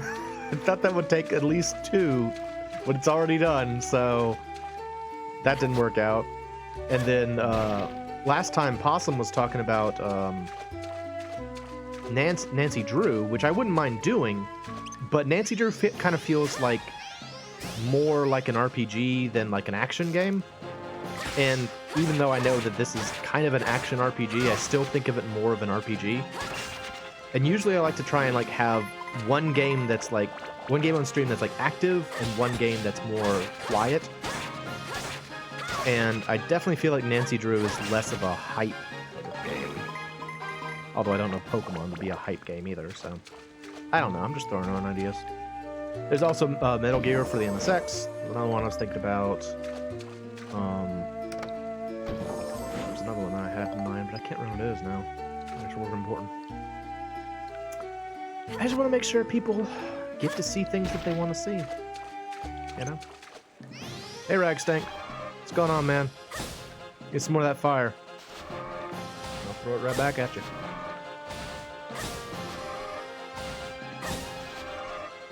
I do think we will eventually play Metal Gear, either here or on my regular channel, because I'm just too curious about it. Like I've said it before, but I've always heard this idea that Metal Gear for the MSX is much better than Metal Gear for the NES. And I don't know why. I just feel like I always hear people saying, it's like, oh, the MSX version is better. It's like, okay, well, why? It's better. It's like, that doesn't help. Just saying it's better and then telling me the reason it's better is because it's better does not help me. Like, I don't understand if you do that. And so I'm still very curious about it. Build up. What was I going for? This one. Okay. Add some attack. So it's going to happen eventually. Sooner or later.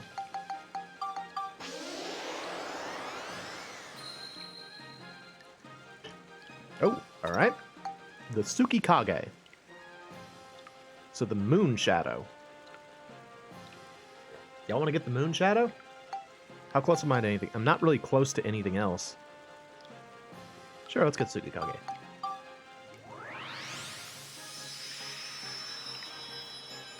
Oh.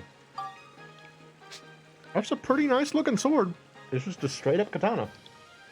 Alright. Nice.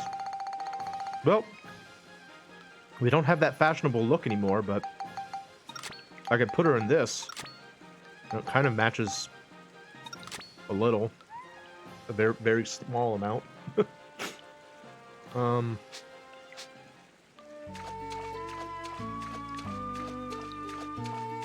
That's kind of... Oh, hey, I didn't see you there. You just kind of rolled up. I was like going to open the treasure chest. He's like, now you face me.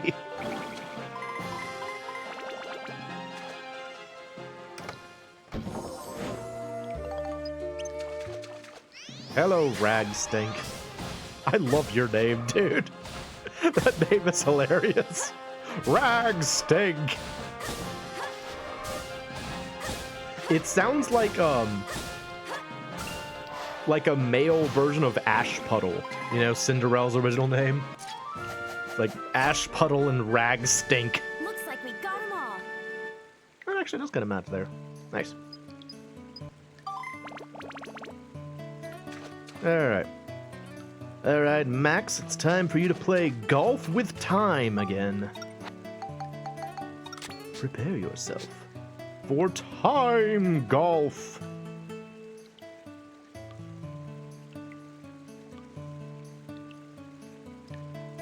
Alright, how do I get there?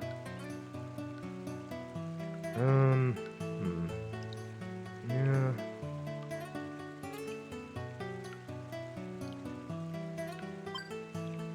Go. Uh-oh. Well, okay. It did move. It moved in the right direction. It also kind of went everywhere.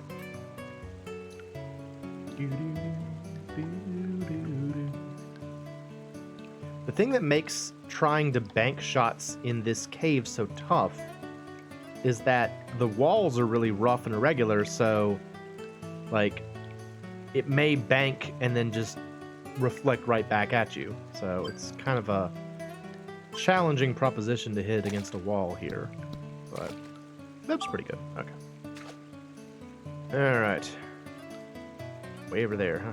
Okay.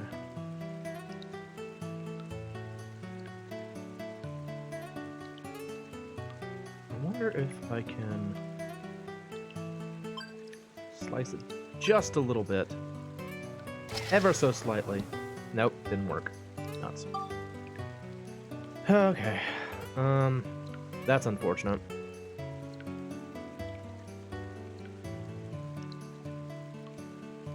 Alright, let me just see if I can put it over there. Bloop.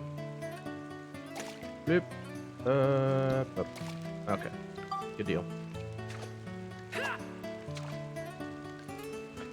I think I mentioned it before. I had a friend who was playing this game for the first time a couple of years back, and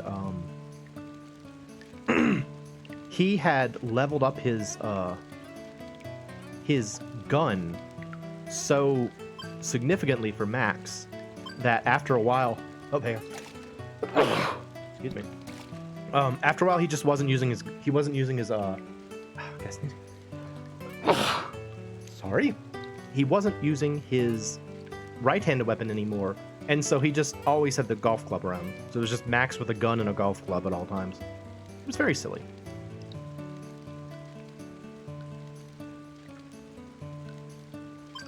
That guy was definitely better at the game than I was. Come on. Maybe I can still do it. Let's see, where's the hole? Okay. Come here. Up. Come on. Save for a second. Nope.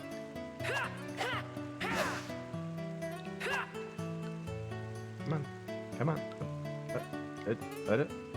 Haji. Oh, do it. Somewhere around here.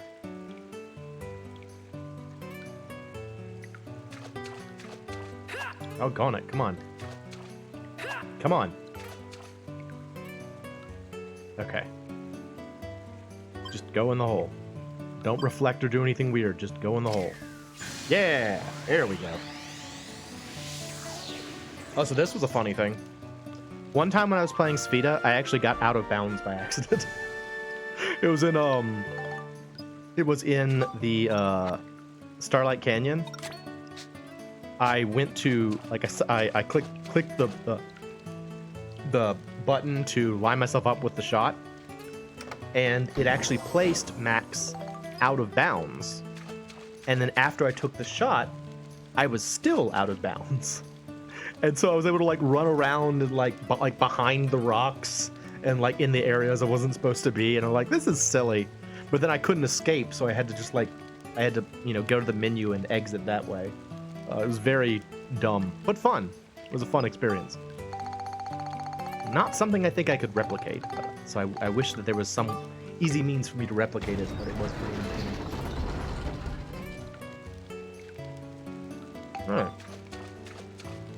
Onward! Oh, oops. Got an extra medal. Totally intentional. Alright. 1, 2, 3. We could probably do 3 more levels. Sure. I don't have anything to do today. I'm not doing anything. Just sitting around my house today. It's fine. Sit here and play Dark Cloud 2 for the rest of the afternoon.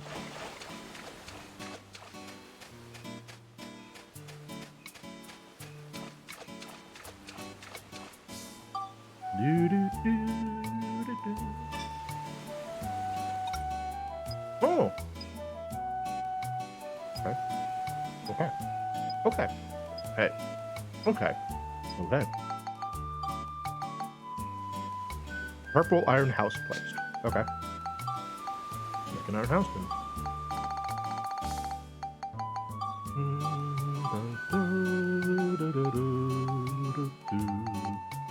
I want to make a stand too. Do we have the stand? We have iron stairs and iron. Yeah. Just for no reason. You don't need to do this, but it's fun, so I'm gonna do it.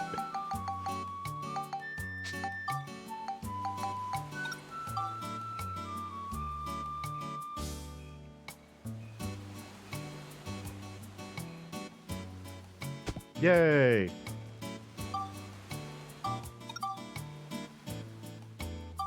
Nope. Nope. Rotate, rotate, rotate, rotate, rotate. Stick, stick, stick to it. Stick. What the heck? Get magnet on. Stick. Stick. It's sticking? No, there's a gap there. Stick to the thing. What are you doing, thing? Stick. Stick. This is why I don't usually do the iron stand. Why did I do this? Why did I bother with this? This is dumb. Stick. Doggone it.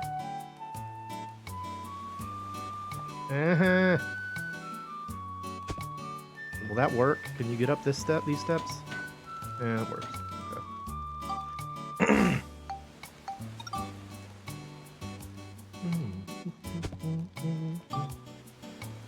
Alright, I should now paint you purple. Purple! Now I gotta make another boat. Shop boat. Shop boat. Yeah.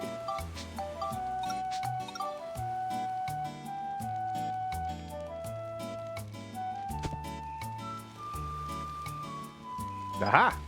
I have changed the future again! Let's go see.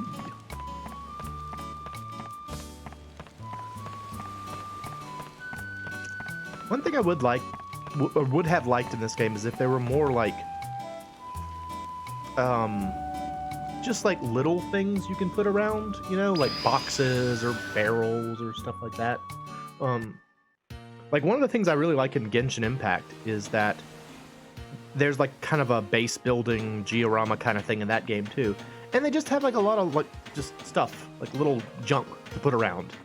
It just makes the area feel more lived in when there's like more junk around. So it would have been nice if that was the case, but again, PS2 game, and it's a really good PS2 game, so I'm not going to complain too much. I see treasure. I want that. Give that to me. Give me the treasure. Give me the treasure. Yeah. The funny thing about Luna Labs, I guess 3 and 4, the purple and the green, there's not really anything important about them. They're more just to kind of make things symmetrical.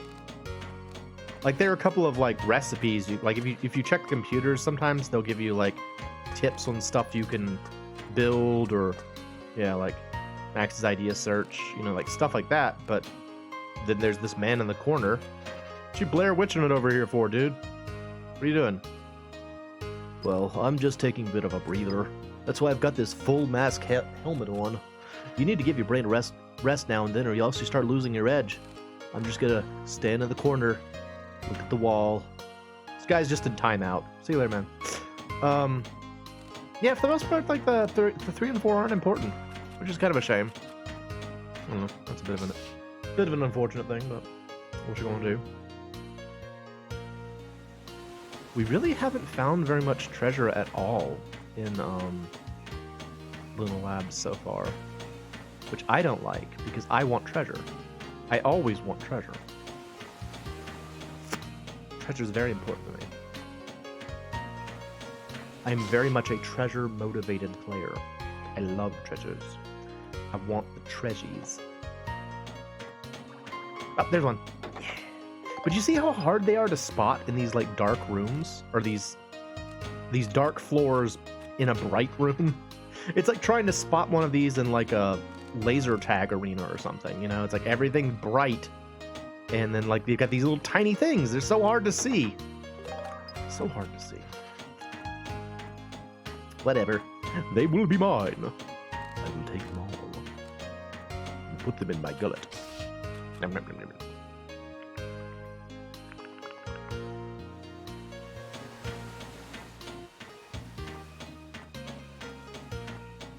Run faster, Max. Monica's gait looks like it's faster, but it's not. She looks like she's running faster, but she's not. If only I had the buggy. The buggy is like one of the weirdest things you can make for the ride pod. It's like a it's basically like a motorcycle that you can attach to Steve, but it has completely different controls than anything else in the game. I don't know why they made this specific control scheme for one attachment to your ride pod. Oh, I didn't even see it. I didn't even spot it. Look at how hard to see that is. It's so hard to see.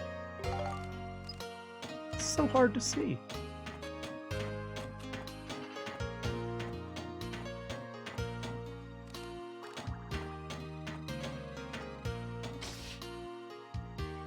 Ooh. All right. Let us go back to the past and see if we can make more things.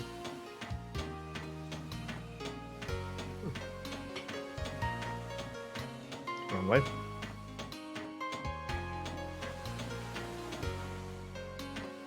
Is there something I'm supposed to take a picture of here?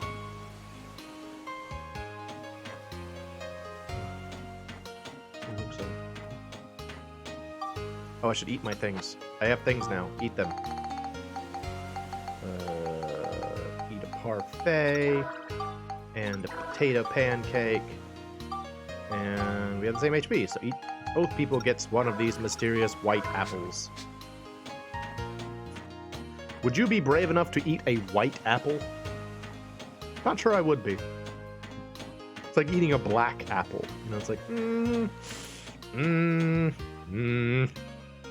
don't want to put that in my body. I eat a lot of things that are terrible for me, but that's pretty strange out there.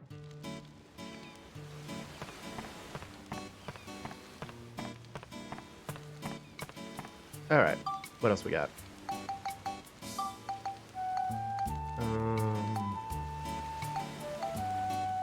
Don't know anything about Lab 4.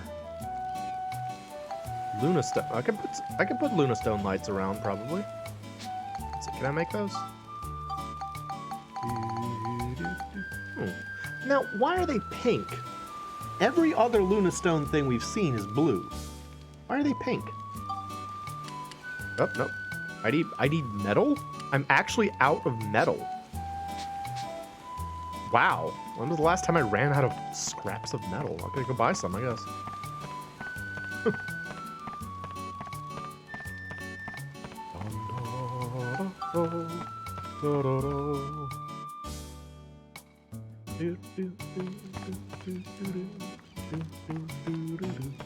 Please fix Steve. Thank you.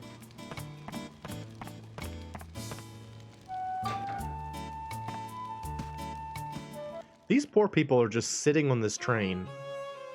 Like, we're like a tropical paradise, and they're just sitting here on a train, sadly.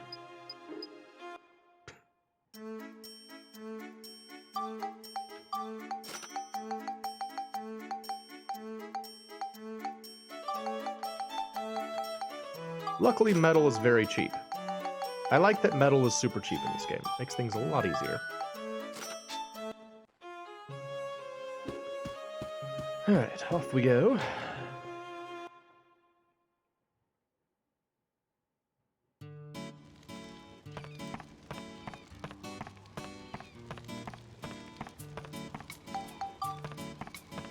Vinicio.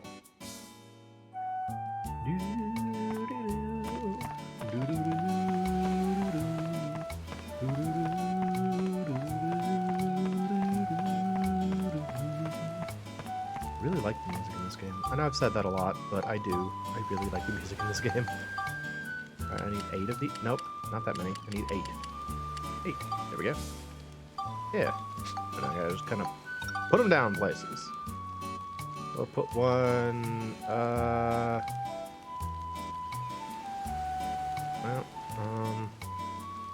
I already kind of put down pot torches in places. I can put one here.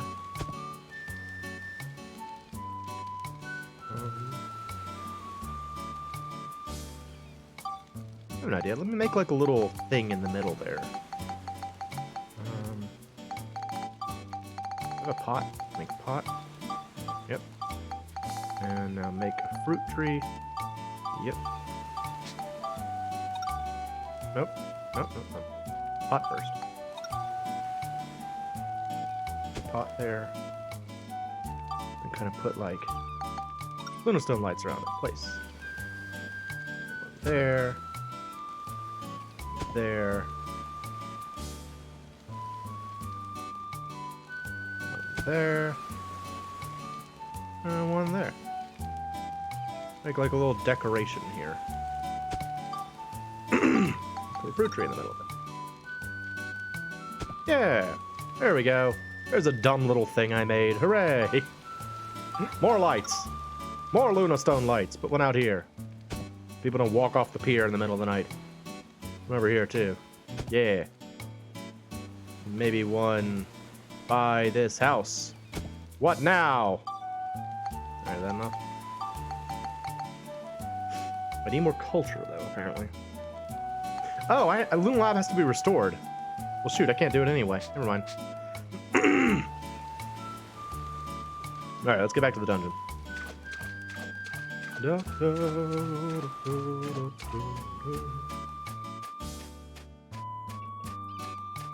I've heard people say before that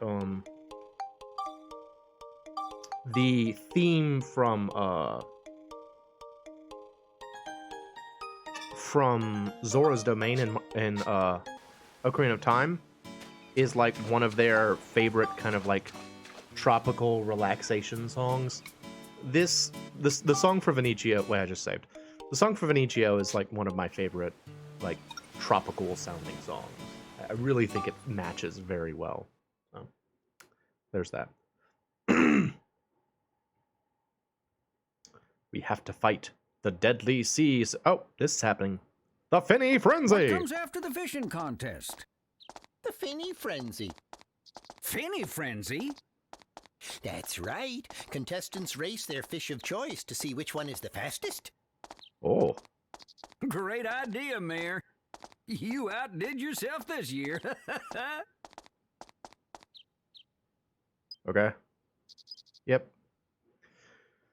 Can't say I ever spent a whole lot of time bothering with either the Finny Frenzy or the fishing contest, but again, it's something you could do to prolong the game.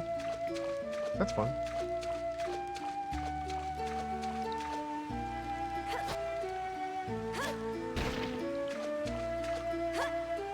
Oh, and we're back to indoor-outdoor areas again. That's cool. I like that.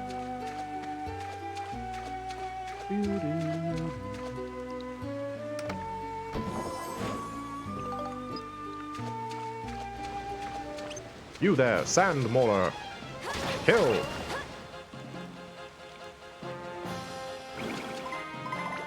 Yes.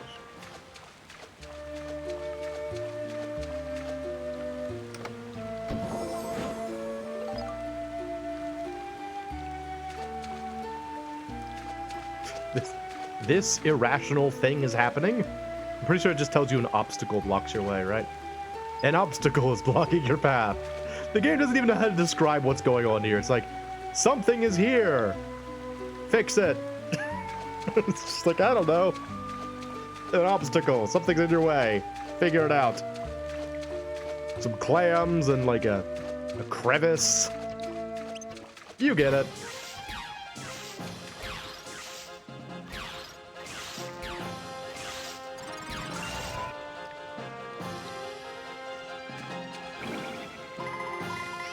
Suki.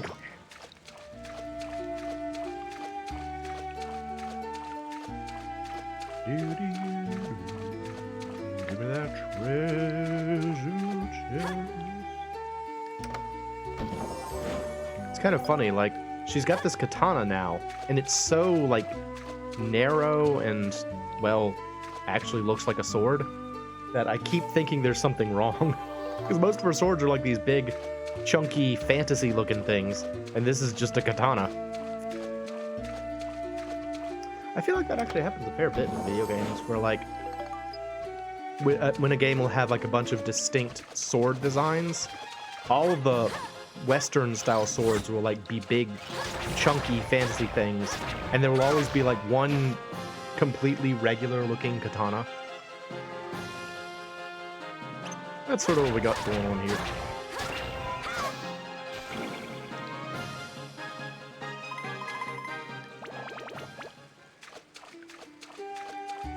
I get it, though. I mean, one of the things that, like, I tend to sort of take for granted is how many video games have strong, like, I guess, Western theming, despite the fact that the people making it that's foreign to them. You know, it's like, think how many RPGs and stuff, like, really early on in, like, video game development had, like, you know, like Western castles and knights and stuff. You know, it would be like if I tried to set a game in, like, I don't know, Africa.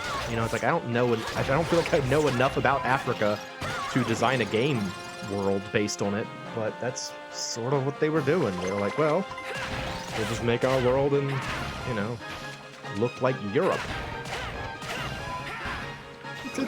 It's admirable, respectable. It's not something I would want to do.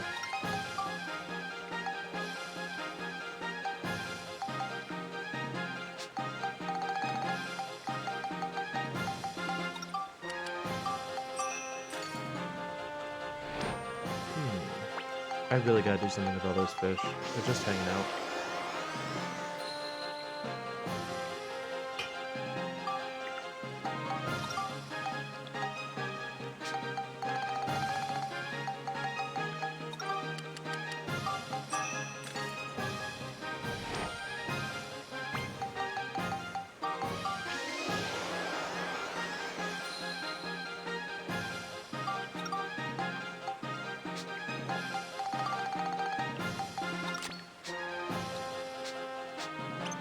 You there, Goyon!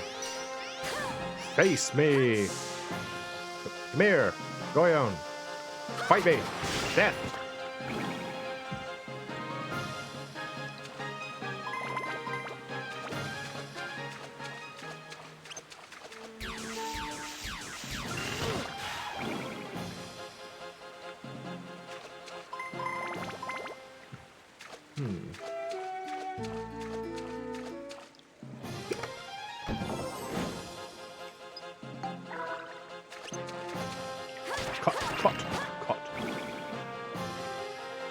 I tell you what, when you have a weapon that's, like, strongly geared towards one particular type of enemy, boy, it really does the trick.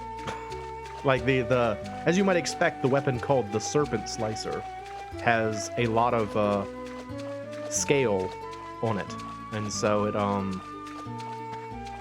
it does a lot of damage to anything that's like fish or lizard or amphibian, and it really tears through them. It's awesome. Assuming you're fighting those.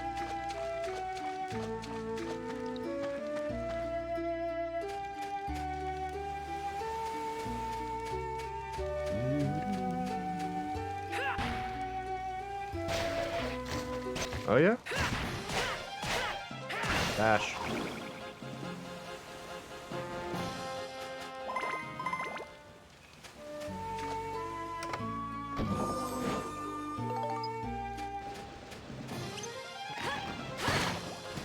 Oh no, not goo!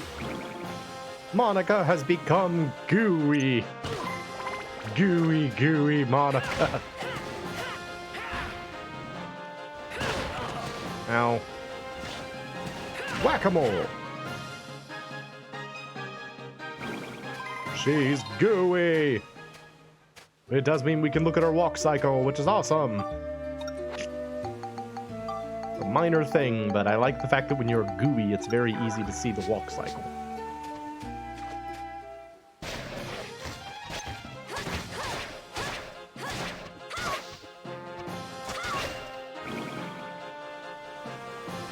You there, Sooty. Feel my burning purpose.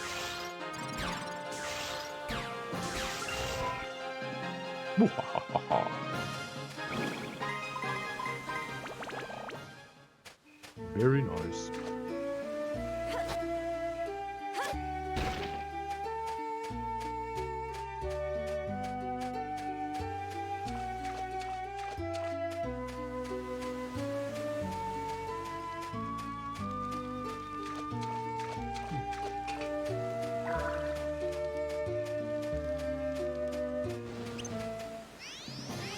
Some more. You know, we still have not seen the sea serpent here, which is what I expected to find here. I think we'll meet it eventually. It's not here yet.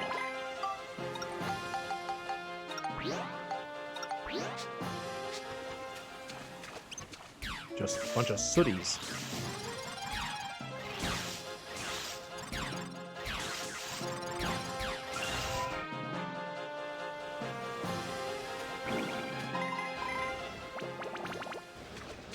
Ah, there it is. There's the sea serpent. Get over here, you. Fight me. Traits will pop up shortly. And I will defeat it with the sword that is the bane of snakes.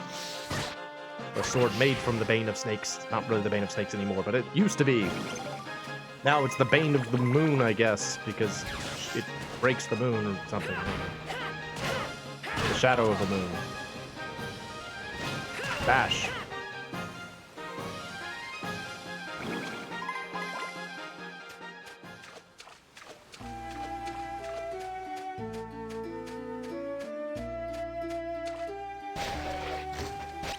Oh no! Mimic! I feel like mimics would be a very scary thing, you know? Like you open up a box and then something immediately lunges out of it and tries to kill you. That's scary.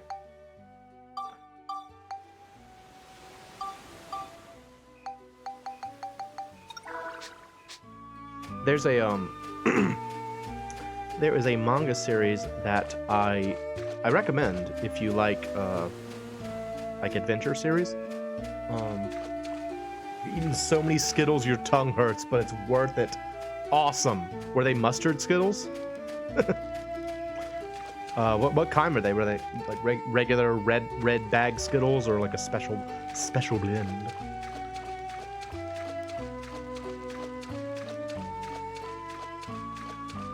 I like Skittles. I used to really like the tropical Skittles, but I feel like you can't find them anymore. It's the same thing with like the peach Jolly Ranchers. That was something I didn't even realize until someone pointed it out to me, but like the flavors of Jolly Ranchers that are wild berries your favorite? Makes sense. That's the one my friend used to call a hat, which I will explain momentarily. But yeah, someone pointed out to me the fact that like it used to be that Jolly Ranchers had peach flavor in the standard bags, but they don't anymore. They changed away from it. A little strange that. Anyway, yeah, I had a friend who used to call wild berry Skittles a hat, because of one time where he put a bag of wild berry Skittles on his head because he didn't want to have to carry it. He just walked around with a bag of Skittles on his head. That takes care of you guys. When anyone asked, he said it was his hat. So, wild berry Skittles are a hat. I have weird friends.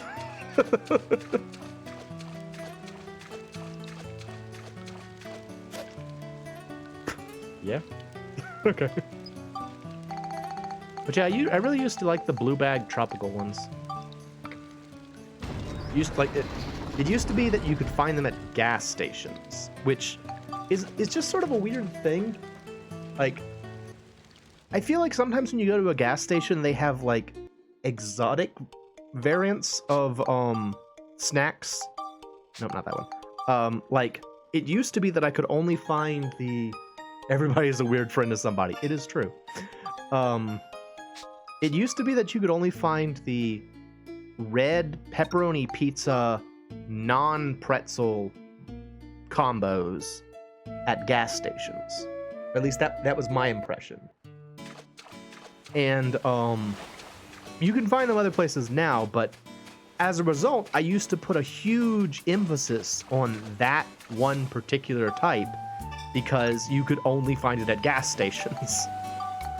And it was the same thing with like the blue bag tropical Skittles, is that I could only ever find them at gas stations. And so I always really liked going to gas stations to get blue bag Skittles. My life is sad. I want to go to the gas station to get Skittles, Mom. I want to get the blue bag Skittles from the gas station, Mom. But they would also always have the wild berry ones. They're good, right? Yeah, there was a period of time where like Skittles was trying to make all these varieties. Like they had the light side and the dark side Skittles, and then they had the sour Skittles, and they had the chocolate Skittles, and and now they have mustard Skittles. It's just like, for a little while there, they were going really hard into like super weird flavors. And then they kind of pulled back, and now they're doing mustard Skittles, so maybe they're doing it again, I don't know, but sour Skittles are like sandpaper for your mouth. They are painful. Like I like sour stuff okay. You like the dark side? Does that make you a Skittle Sith? I like the dark side. I like the dark side of the Skittle.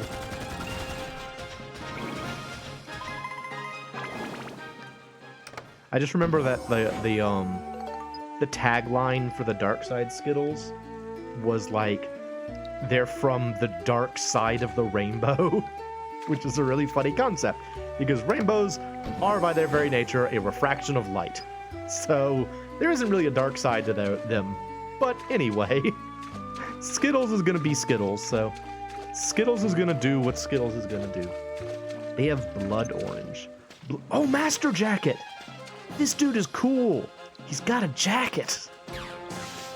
I remember thinking it's really funny that this character is entirely defined by the fact that he's wearing a jacket. He's a skeleton with a jacket. It's amazing. Yeah, I can't say that I can detect the nuance between orange and blood orange.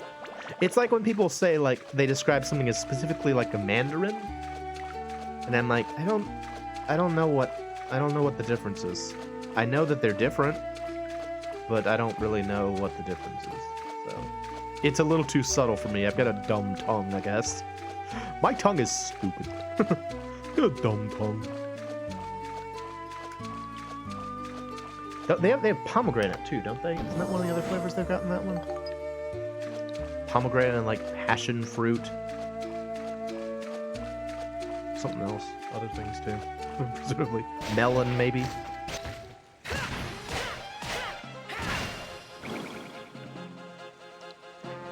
Did I tell y'all about when I was at the International Foods Market the other day? And I was looking at all the weird produce. Man, there's some strange foods out there. I mean, I know they're not strange to wherever they're native to, but like, just such cool stuff. Giant Indian cucumbers. It's awesome.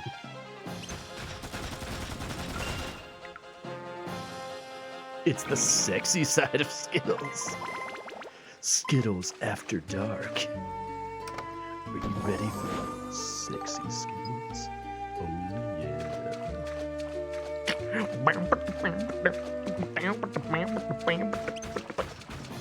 Time for the sexy Skittles. Hey baby, I know you've heard about the green M&M, but do you know about the dark side Skittles? Really dumb. That's really stupid. Funny though. I do still think it's funny that the entire reason that the green M&M is like a lady M&M, and for a while she was used as like a kind of a sex pot character, is because of this strange idea that green M&Ms are an aphrodisiac. where did that even come from? Like, where did that idea come from that green M&Ms make you horny? Is there any sort of basis for it? It just kind of came out of nowhere. At least I think it did. Is there something in like the shellac used to make the candy that is an aphrodisiac? Very odd to me.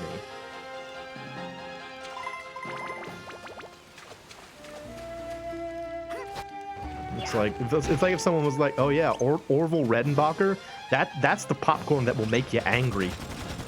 You know, it's like, why? Have you never heard of that, Eden? That is apparently a thing. This idea that green M&Ms make you horny. I don't know why. No idea why, but that is actually where that came from. That's why the green M&M was sexy times for so long. Not like dark side Skittles, baby.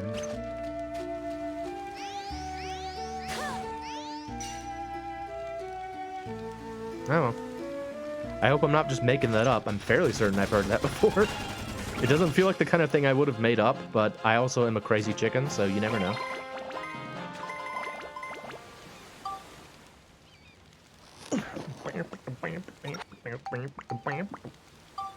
My hammer leveled up, right? Oh, I missed a level up, apparently. Have more scale.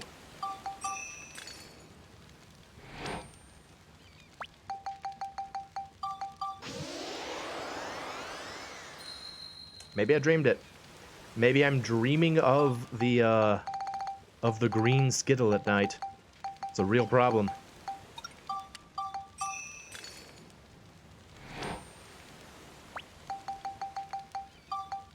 They've got the purple Skittle now. And I feel like I don't know what the purple Skittle's personality is supposed to be like. Because I don't think I've ever seen a commercial with the purple Skittle in it. I just know there is a purple Skittle now. So I don't know what they're like. At all. I remember how excited I was when the blue Skittle showed up. Because he's a cool guy. He's like a jazz musician. It's like, oh dude, this guy's cool. There used to be tan M&Ms. If you children out there would believe that. A long time ago, back in times of yore, there were tan M&Ms. It's true. I remember them.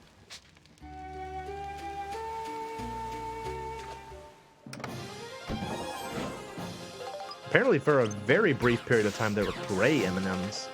Oh, I think that was like a promo thing. I don't think that was like a long-term thing.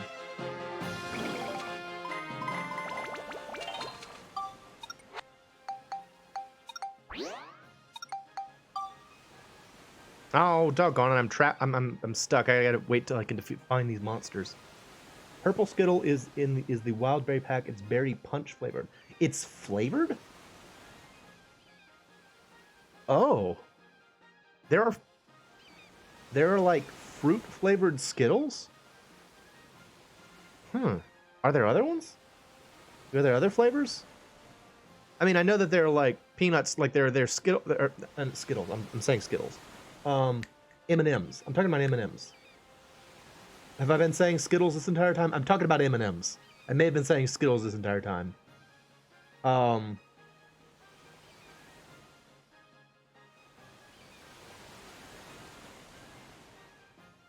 They all have flavors. I know. I may have been saying the wrong food this entire time and been very confusing. And if so, I apologize. I have meant to be talking about M&Ms.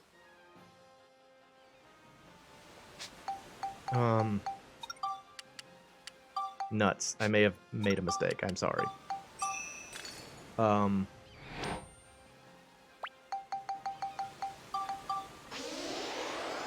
That's a mistake. That's what you do when you're streaming. You just say things and you get things wrong all the time. Such is life.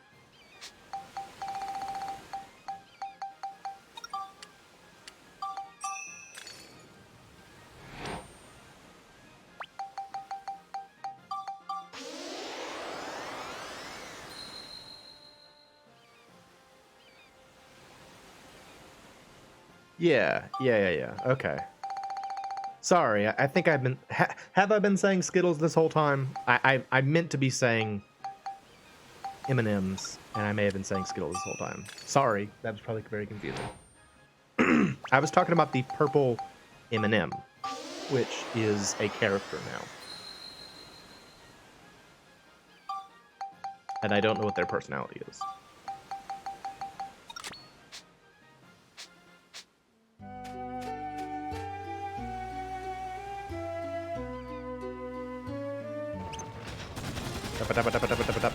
Gotcha. You got me. You figured it out. It's cool. Eat food, Max. Do it. Delicious.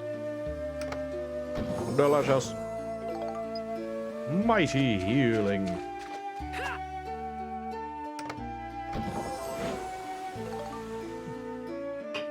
Thanks for sticking around, by the way, Eden. Nice, always nice to have an audience. Always nice to have someone to talk to. 'Cause streaming is weird, man. Like, you know, you just sitting by yourself. I mean, it's the same thing as like when I'm making an episode. But those Ed can edit and make funny. When I'm streaming, I'm just sort of like sitting around, just talking while I'm playing a video game. And it never ceases to be weird. Like, you get used to it. You get used to doing Let's Plays and like just talking over footage, but I mean, it's always weird. It's always a strange thing that in the back of your brain, you're sort of like, your common sense is like, there's no one here, though. Who are you talking to? You just talking to no one? You're just recording yourself talking at a screen? It's like, yep, I am. This is rational. So, much nicer when I have someone to respond to.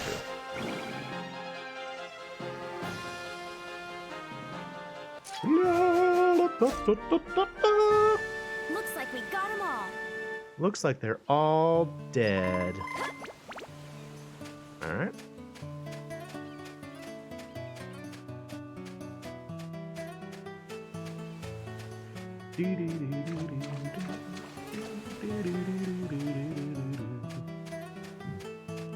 There's a treasure chest I missed, apparently.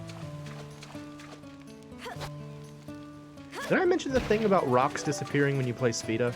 Rocks disappear when you play Spheda. I don't think I mentioned that. Those little, like, these rocks or the crates or whatever, the little objects that exist in the level that you can throw around, once you start playing Spheda, they all disappear. So, that's a minor thing, but it's one of the reasons why I will usually break the blocks while I'm playing the level, is so that I don't miss out on those, because honestly, breaking rocks is a great way to just kind of keep your basic supplies stocked. Like, you can get bread from them, you can get repair powder from them, you can get ride pod fuel from them. And just keeping up with those, it's a very easy way to do it. Little minor tip. Alright, you better be good, treasure chest. I ran a long way for this. Oh, you weren't very good. Well, now we have 8 cans of blue paint. Hooray! Hooray! It reminds me of a project I did back in undergraduate graphic design school. I had I had the most awesome color theory teacher in undergraduate. This guy was so cool. I really loved him. He made me excited about color in a way that I wasn't before. Like, when I was a kid, I definitely had certain colors that I really didn't like. Like, I wasn't a big fan of yellow. I kind of hated yellow. And what this guy did for me, and I imagine for other people in the class, is he convinced me that, like, every color is good if you use it in the right way. You know, it's like all the colors of a place, they're all special in their own way. You just have to find the color that's appropriate for the situation you're in, and it'll look great.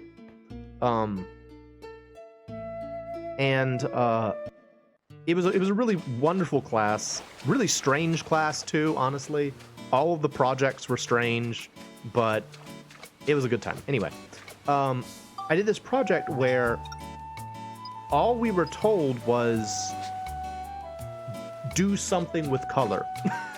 do a presentation about a color. That's really all the direction we were given. And it could be whatever we wanted it to be about color.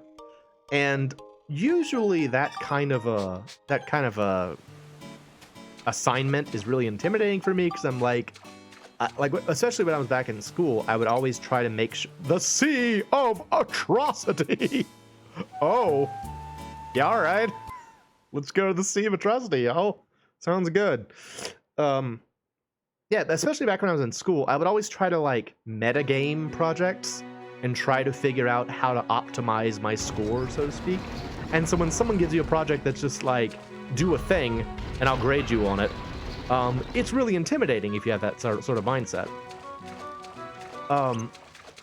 And so normally that kind of thing bothered me, but in this case, it was like really liberating, because I knew that all the teacher cared about was just having fun with colors, because he loved color.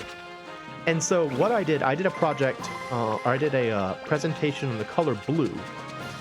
And what I did for it, I went out to a hardware store and bought a small can of cerulean blue paint, which is my favorite color blue.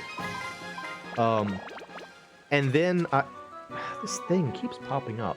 I know y'all can't see it. There's a little thing on my TV that pops up that tells me to change my audio output, and I don't know why. Y'all can still hear me, right? The game's still coming across. I don't know why it does it. Whatever. Anyway, bought this little can of paint.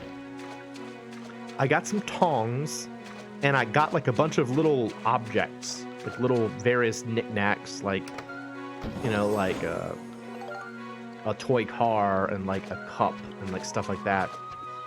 And on the day of the presentation, what I did is I didn't say anything during the presentation. I didn't say a single word during the presentation. Okay, good. Glad to hear it. What I did instead was I took the song I'd Rather Be Blue, which is a song from, I think it's from Funny Girl. It's from a Barbra Streisand movie from a long time ago. And the lyrics are just sort of like, I'd rather be blue, thinking of you. I'd rather be blue over you. And it just goes on from there. But all I was really interested in was the I'd rather be blue part. And what I did is I made a little presentation of me just taking various objects and then dipping them in the paint, and then they'd rather be blue. It was like, I'd rather be blue. And I was like very stage magician about it. You know, I would like show it as though it was some sort of amazing thing and be like, behold, I wouldn't say anything, but I presented it as though it was like, behold, this car is now blue. It was very fun. And I got a good score on it because everyone thought it was just so strange. I loved that class. It was so much fun. He gave me a suitcase. I still have it too. He gave me a suitcase. He had like a bunch of weird stuff in his office, and he had like an old-fashioned suitcase, like the kind you would see at like, I don't know, like the 50s. And I was like, oh, this is a neat suitcase. He's like, why don't you take it? I was like, oh, okay. I just have a suitcase from this guy.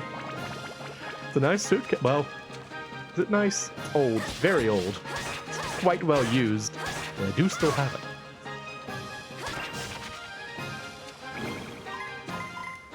Oh, I miss graphic design school. I should have enjoyed it more while I had it. Keep that in mind, folks out there. You know, enjoy things while you got them. You may not have them forever. Like hair. Enjoy your hair while you have it. Might not have it forever. I really did enjoy that class, though.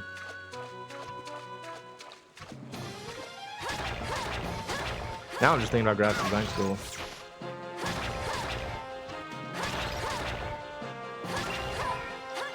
I remember there was a period of time where I was trying to learn how to box, like pugilism boxing, like boxing. And there was a place on the roof of the graphic design building that I would go to practice like shadow boxing without being interrupted. And so I just remember thinking like, oh, it's so cool that I'm like on this roof boxing.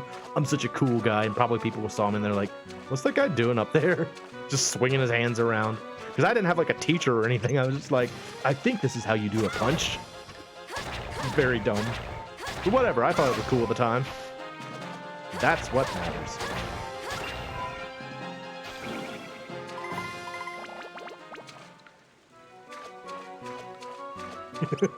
That's not the most embarrassing one, though. Most embarrassing one was when I was trying to learn how to do like a front handspring. And the only real place I had to practice it was like a field. And I thought I was sufficiently far off the beaten path that nobody would notice. But in retrospect, I definitely wasn't. I'm sure people were like, why does that guy keep falling over out there, over there? I was like thinking to myself, like, oh, I'm like Goku or something. Look at me train. I'm gonna be so powerful. Meanwhile, I'm just like falling over. Just like flopping on the ground over and over again. Oh my goodness. Whatever.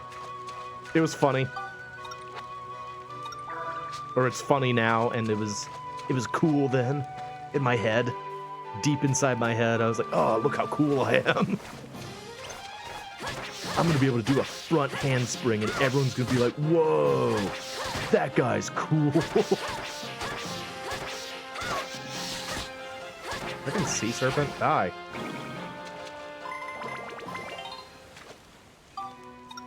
Honestly, I'm kind of lucky I didn't damage my back when I was doing that.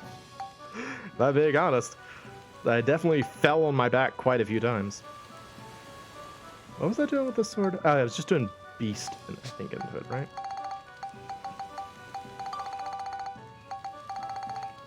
Where are my crystals? Crystals! They're there.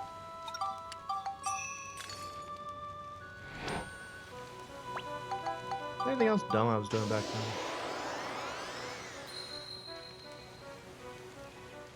I know it was definitely during a time when I just kind of spent a lot of time in the building, like late at night. That was one of the things I really liked about. I'm just talking about school now. I've been going for like 2.5 hours, and I'm still going through randomized dungeons. So I'm just gonna talk about school now. I hope you enjoy it. Yeah, I remember back then. A lot of the stuff that I had to do in design school involved equipment that you didn't have like at home. You had to do it at the studio. And so myself and like a lot of other people would wind up just being there at all hours of the night. And it's just cool how there's like this weird camaraderie of like people that are at like school at a weird time, you know? Like people would like be drinking and like bring in food, and there would always be music playing and stuff like that. And it was like, this is kind of neat. Just sitting around waiting for this pot to finish firing in the kiln or whatever.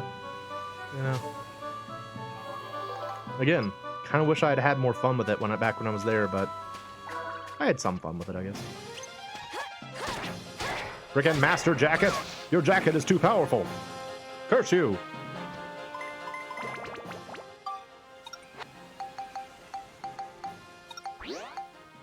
You and your mysterious jacket. How is it so powerful?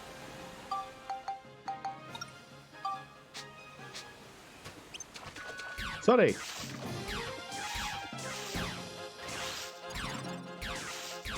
This guy is a dodging master. Do you see him shifting to the sides over and over again? Oh wait, I was supposed to be killing everything with Monica's sword. Doggone it, I forgot about that. Ugh, lame. That's, I think, the third treasure chest I've gotten in this playthrough today that has been, empty. That's annoying. Now I gotta fix my swords, and I lost a little bit of my experience points for it. Such a shame. You there, Sappy! Fight me!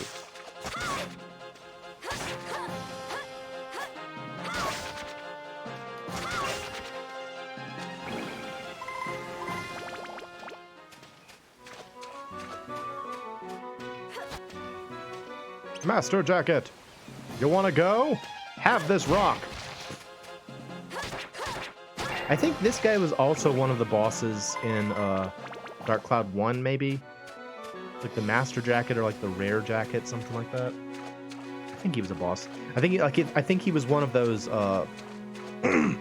like the button pressing bosses, the ones where you have to like time your button presses in conjunction with like a rhythm game, basically. He was a dual boss. Yeah. That was an interesting feature that I'm honestly kind of glad they didn't carry over. It's a fun idea, but I don't like it as a boss mechanic. But I don't know. It's a cool idea. I remember the first time I saw Dark Cloud 1, which again was after I had seen Dark Cloud 2. I think the first boss you fight in that game is the giant snake. And I thought that every boss fight was going to be that way. And so I'm like, oh, so they do bosses this way in this game? How weird. It's not the case, apparently. Apparently there are regular bosses in the game, too. But there are dual bosses. We got Modern Fitness over here, our resident Dark Cloud expert. Knows all the things. All right. That takes care of you guys.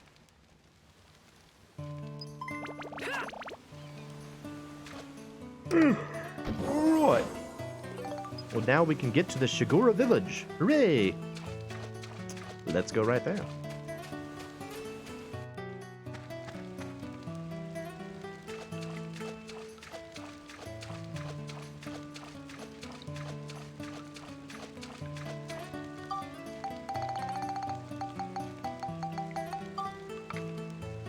I wish I had a Luna Stone.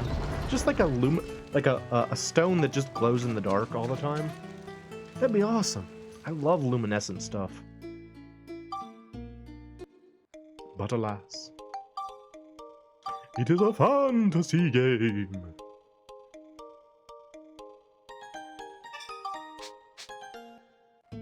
Alright, Shigura Village. Let's go. Let's see the dinosaurs.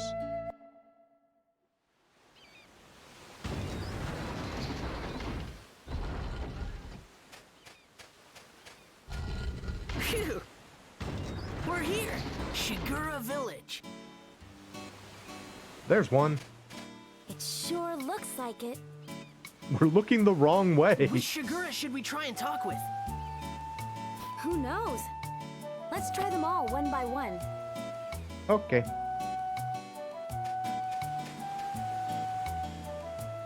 Shigura. I guess I can't take a picture of one. Shigura. Nope. Okay. Hello. Can you talk to me? Hello. Welcome to Shigura Village.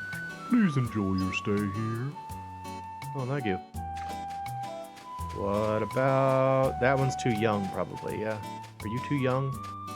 I can't talk to you. What about you? Can I talk to you?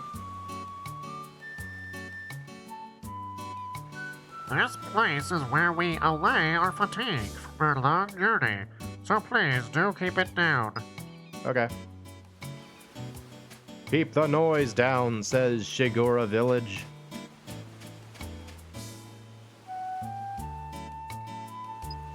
We're a migrating race, and every year we make the long journey to come here. Oh, neat.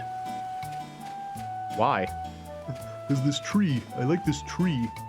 Actually, can I take a picture of that tree? It looks important. Are you important, tree? No. Children? Well, that one looks important.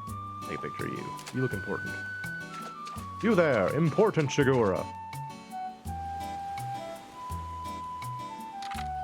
I am. Where do we get two of them? The Shigura tribe elder. Hello, We Baru. rarely see humans here. What is it you want? Well, actually, we have a favor to ask. A favor? What is it? There's an injured Shigura on the far shore. Human medicine isn't doing any good, so we need some Shigura medicine. Okay. A Shigura? Then Then it must be one that got separated from my tribe. Okay. I think so. I must be getting old if I can't even keep my own tribe together. Oh. They're not so old, I guess. All right. Take this then.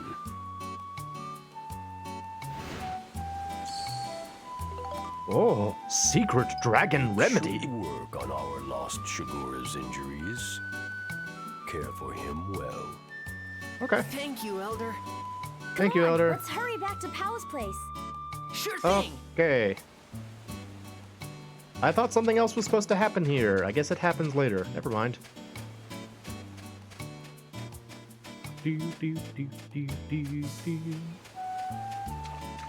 I suppose it happens in a little while. There's a save point here. Guess I'll save. Go to the movies. Well, thank you for coming out, Eden, and I hope you enjoy your movie. The remainder of the stream will be a VOD later on, so you can check out the last bit there. And thanks for talking. I think we're almost done with this chapter, so...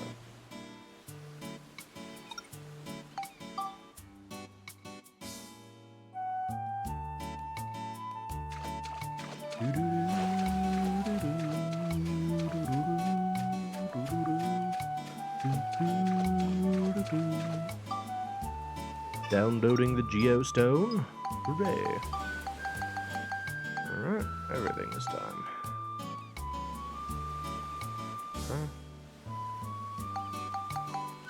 Cool. Well, first of all, let's go use the secret dragon remedy on Shingala.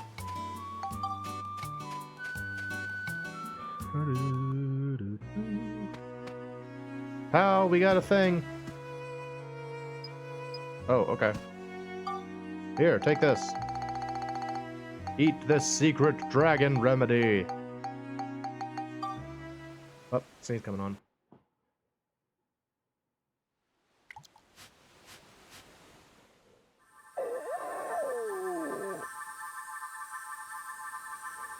Oh, jeez. Wow, that worked really well. His wounds are healing. Shingala, you feeling better? Oh, No, I'm not. You're all better. That tickles. Stop it. Pow really looks happy. Yeah. What's that? Don't tell me it's... Dun dun dun.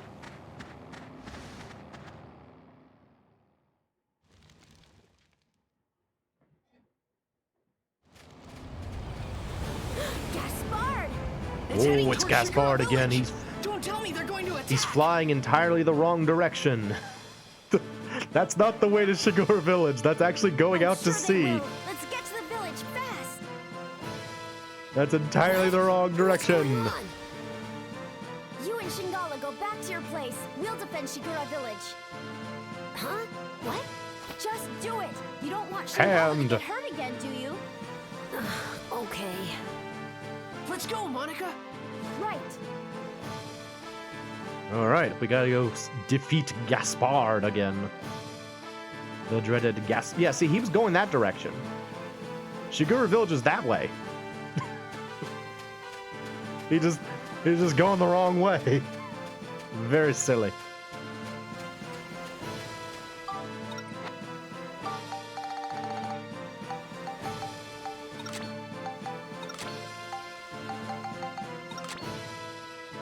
I forgot that I didn't change Max's costume. I just changed Monica's costume.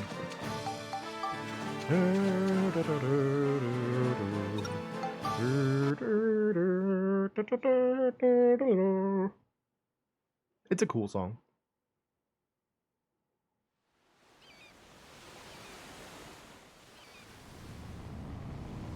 That thing's really neat looking.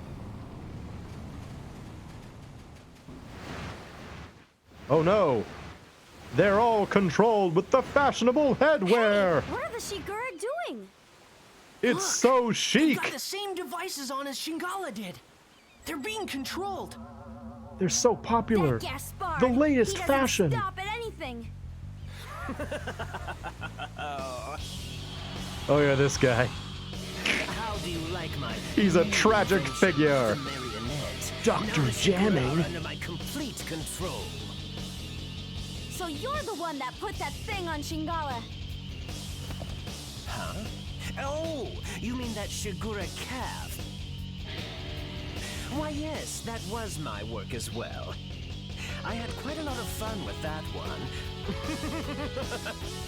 You won't get away with this. Why, you little loudmouth. Just what do you plan to do, eh? I That's just think I'll just playing have my guitar. Shigura toy with you for a while. How does that grab you?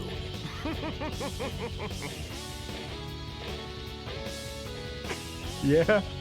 Yeah, that's so. Oh, Futsu. All right. Hang on, I gotta do this. Take a picture of you. What about this? Can I take a picture of you? Here's the thing. This is a bit of a weird boss fight. Dr. Jamming just kind of like moves around like that the entire time.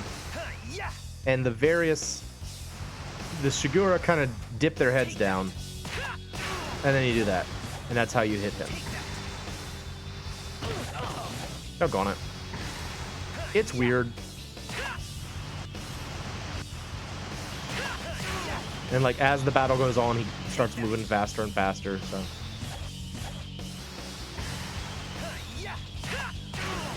There we go.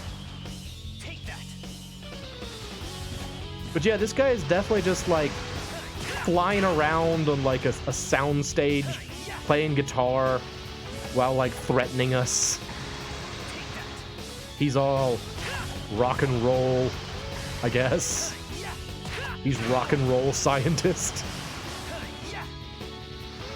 Like it just says "hiya" a lot.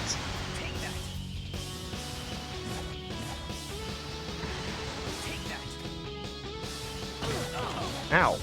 Doggone it. No.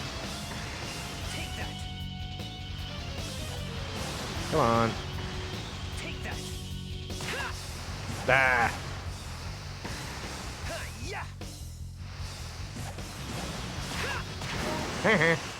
Got him. I have defeated your amazing flying stage. He's even got a microphone. He's like, no, my encore. Ow, ow, woo. Oh, they're very upset. Now they're going to eat him. No, they're good dinosaurs. But why are you... Because you taste good. Meanwhile, Gaspard is like, doggone it! You're all worthless. Withdraw. Stop having touching scenes! Unacceptable!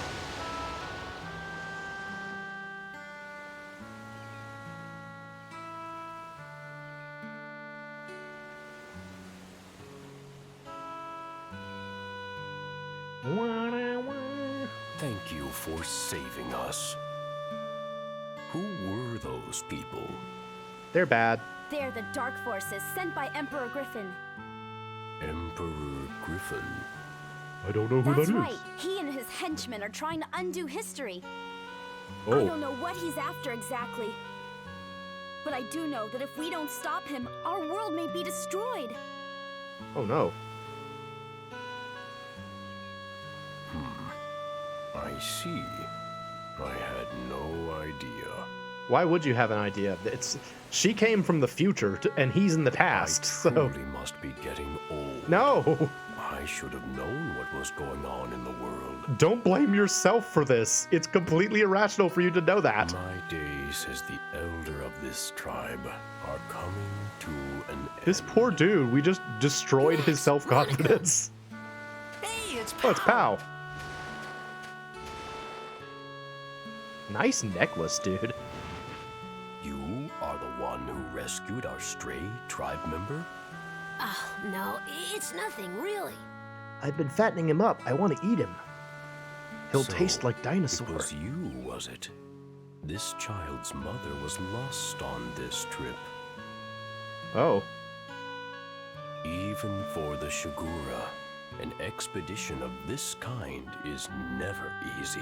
It's like Dark Cloud 3 is entirely about Shingala trying to find his mother. It's a long journey. It has like weird sections where he has flashbacks about his mother and how his mother used to make potato fish pie. This child's mother was one of them.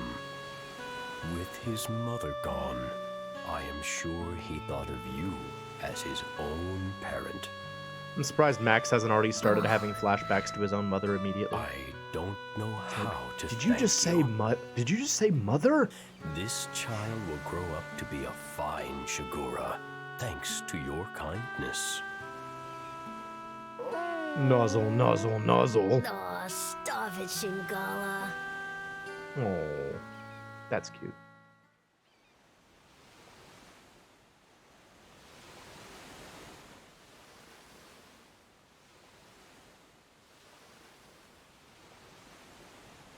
Our tribe must return south now. It's cold So this here. is goodbye. We must part. For now. Thank you for all you have done. We come back May you every have year, good so... fortune in your travels. Farewell, all of you.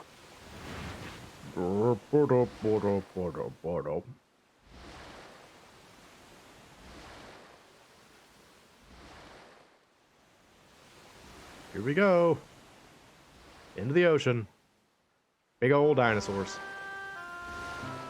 Take good care of yourself, Shingala. I know you'll grow up to be a great Shigura. Why is Shingala leaving? Like, Shingala could just stay here. Wow. It's hard for me to say goodbye too, you know? Go on. Off you go.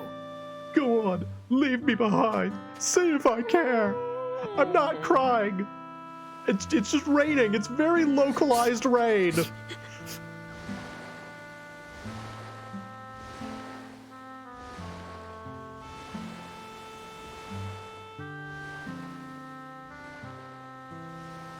I like how his ears kind of look like hands. Wow! Shingala! I know you'll come back someday. I'll be waiting for you. Oh, oh, it's so touching. Goodbye, Bye, blue Shingala. dinosaur. Take care. So the sea dragon, Shingala, after seeing the kindness of humans, set out on his own journey across the wide seas. Every year from that day, Shingala continued to bring Luna stones to this shore, and when he did, he always looked for Pao. Unfortunately, Shingala Pao never for died of a moment disease forgot the immediately special after days that Shingala he left. spent with Pao. And then, 20 years later, thanks to the biggest load of Luna stones ever, brought by the new Shigura elder Shingala, the world's premier research center, Lunatic Wisdom Laboratory, was finally completed. Nice. All right, and now we know why Luna Lab was built. Unfortunately, I actually haven't done enough Giorama to, satisfy the Giorama conditions. I've never actually seen that before, because I always spend a lot of time doing Giorama stuff as I go through the level, so I've never actually seen that notice. That's kind of a fun little thing. Alright, let's do some Giorama. What do I need to do? Green Iron House, boat near the Green Iron House. Okay. Let's make a Green Iron House then.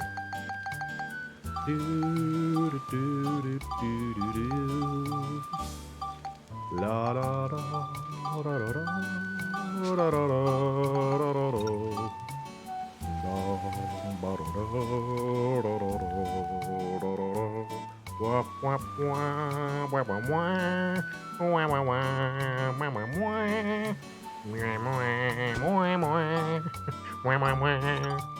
That's what everyone shows up for, right?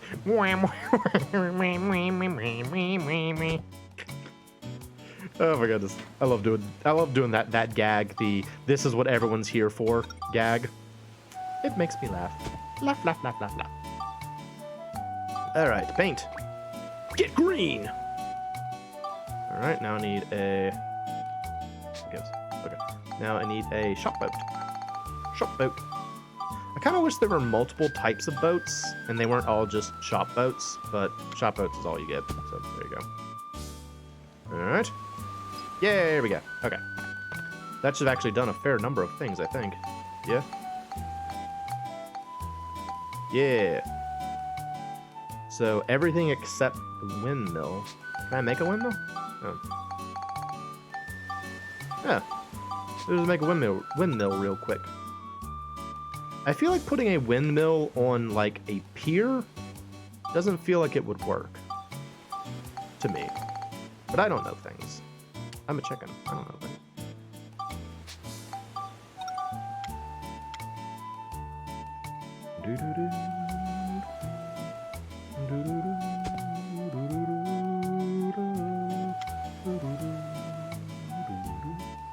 Basically, I don't want to lock that boat in.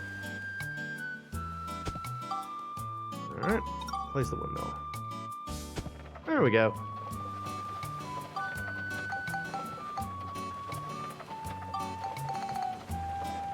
I need 80 culture points. Okay, well, I'll put some iron sheds. A couple of those should do it. Put this bad boy right on top of here. Just like that. One up here as well. Everybody now has a shed. And it's enough. 100%, baby. Awesome. Let's go to the future.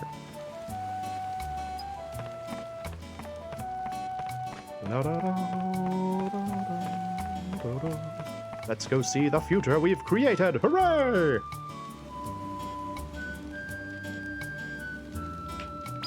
I love playing this game. Y'all are making me happy by letting me play this game. It's such a good time for me.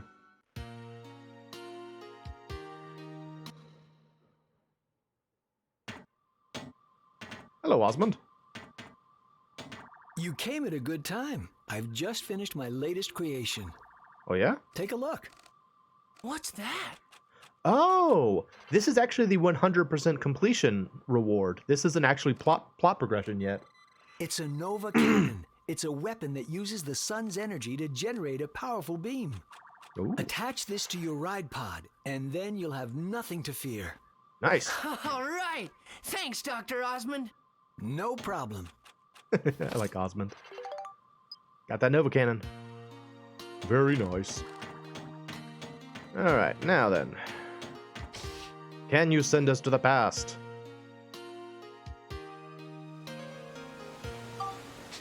Also, this is what Luna Lab looks like when it's completed.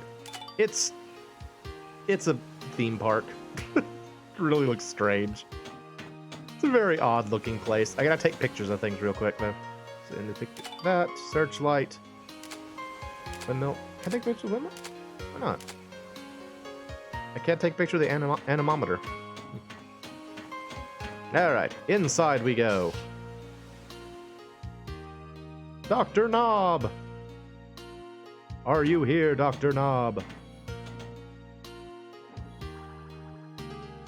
Ooh, so big. Just think of what I could make with all this. I could make Steve into a monster. Wisdom Laboratory, the greatest research facility in the world. This is the central lab, the biggest research room of them all. Hey, I bet they could make something to send us back 10,000 years here. It's honestly more of a production floor than anything else. Right. Not really a lab. All right, where's Dr. Knob? There he is. Thanks to you, the lab's been completely restored to its former state. How would you know that? I really appreciate it. Now let me explain my plan for getting you to Griffin 10,000 years in the past. Okay. Really?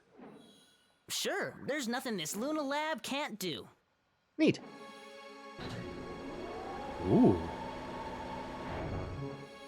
Man, I want translucent projectors like that. Oh, wow. a time-traveling locomotive. Ooh. A fantastic non-stop express that can cross both time and space. Heh. Time train. When this is finished, Was you'll it be able to Galaxy travel Express 10,000 9000 years or into something? The past, where Griffin is. Nice. Amazing! How much longer will it take? Well, let's see. Let me check. Dr. Jamming. Look who it is. We know that weird hair. Jamming? What? Now hold on a minute. This is not the same Jamming that attacked you back in the past, okay? Well, not exactly the same anyway. He happens to be his grandson. He retained his grandfather's horrifying gaze, though. Dr. Jamming's grandson? I'm terribly sorry. It seems my grandfather caused you a lot of trouble. Please accept my apology. However, without my grandfather's research, I would have never been able to develop the Ixion. My grandfather was researching technology that would allow objects to float on the air using sound. He called this his aeroharmonics flying technology. Yep, and that's how his soundstage was moving around. And became desperate. That's when Gaspard persuaded my grandfather into becoming one of Griffin's servants. But when he lost that battle to you two, he had a change of heart. He rededicated himself to his research and was able to perfect his aeroharmonics technology. Neat. He perfected aeroharmonics? Many flying vehicles were developed after that, based on his technology. And the world became a great deal noisier. Of course, the Ixion here takes advantage of the same technology, and by combining it with the space-time control panel I developed... Space-time control panel! Passed away. But before he died, he told me I should use his research for something good and just. Oh. I tried to carry on his wishes, and I think that by continuing his research, this world can truly be saved. Dr. Jamming. He was quite a guy. Yes, and you helped him become the man he was. Well, I wouldn't necessarily say... But that's strange. In the history I know, aeroharmonics technology was never perfected. Yeah. We're making a new Our travels future. must be creating a new history for the world. Do you think that's okay? Is that all right? Well, Little late to I'm ask still that getting now, the hang of Monica. this, but I'm thinking that maybe history as you know it is not necessarily the one true history. Huh? Get Kodai Arima in here. As well as fixing the flow of time that Griffin has disrupted, we've also been able to add new flows to it. And though these have been different from the original flows, maybe they're meant to be the real world history. Just so glad he didn't say true. Ultimately, you could say that even Griffin himself is playing a necessary part in creating a new, complete history. Griffin? Necessary? You can't be serious! Why not? Oh, she mad. Doctor, something terrible's happened. What's that? The rebel forces in the west are coming under attack from Griffin. Oh no. What? Attacked? Get me Elena! Huh? Elena. Your name, Mother. And then I just started spacing out and thinking about you Just again, who Mother. is my mother? And why isn't she with us? There's only one Even my person in own the father world who wouldn't has the answer name my Elena, questions. and it's my Now mother. I realized that Father hoped I would find out those answers for myself. I don't know that that's the case. Gerald just seems like a terrible dad.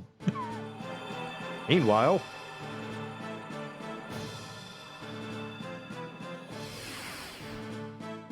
this woman has appeared.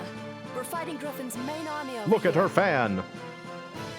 If it carries on like this, Griffin will probably attack She the lunar she lab stole too. she stole Monica's Be hair careful. or hair ribbon. Mother? Is that Max? Yes. You mean this boy is Elena's... That's right. Max is Elena's son. Monica, you knew that this whole time you didn't say anything? She's like, yeah, I'm I thought it'd be sorry. more fun this way. I'll bet your father never told you what happened to me. I bet your father never told you I was a general from the future. That's right. But why? I'm a future general. We live in different Do you see this worlds. fan? I know Zhuge Liang. What? It's all right, Max. I'll explain everything. Okay. I'll tell you why I couldn't go on living with you.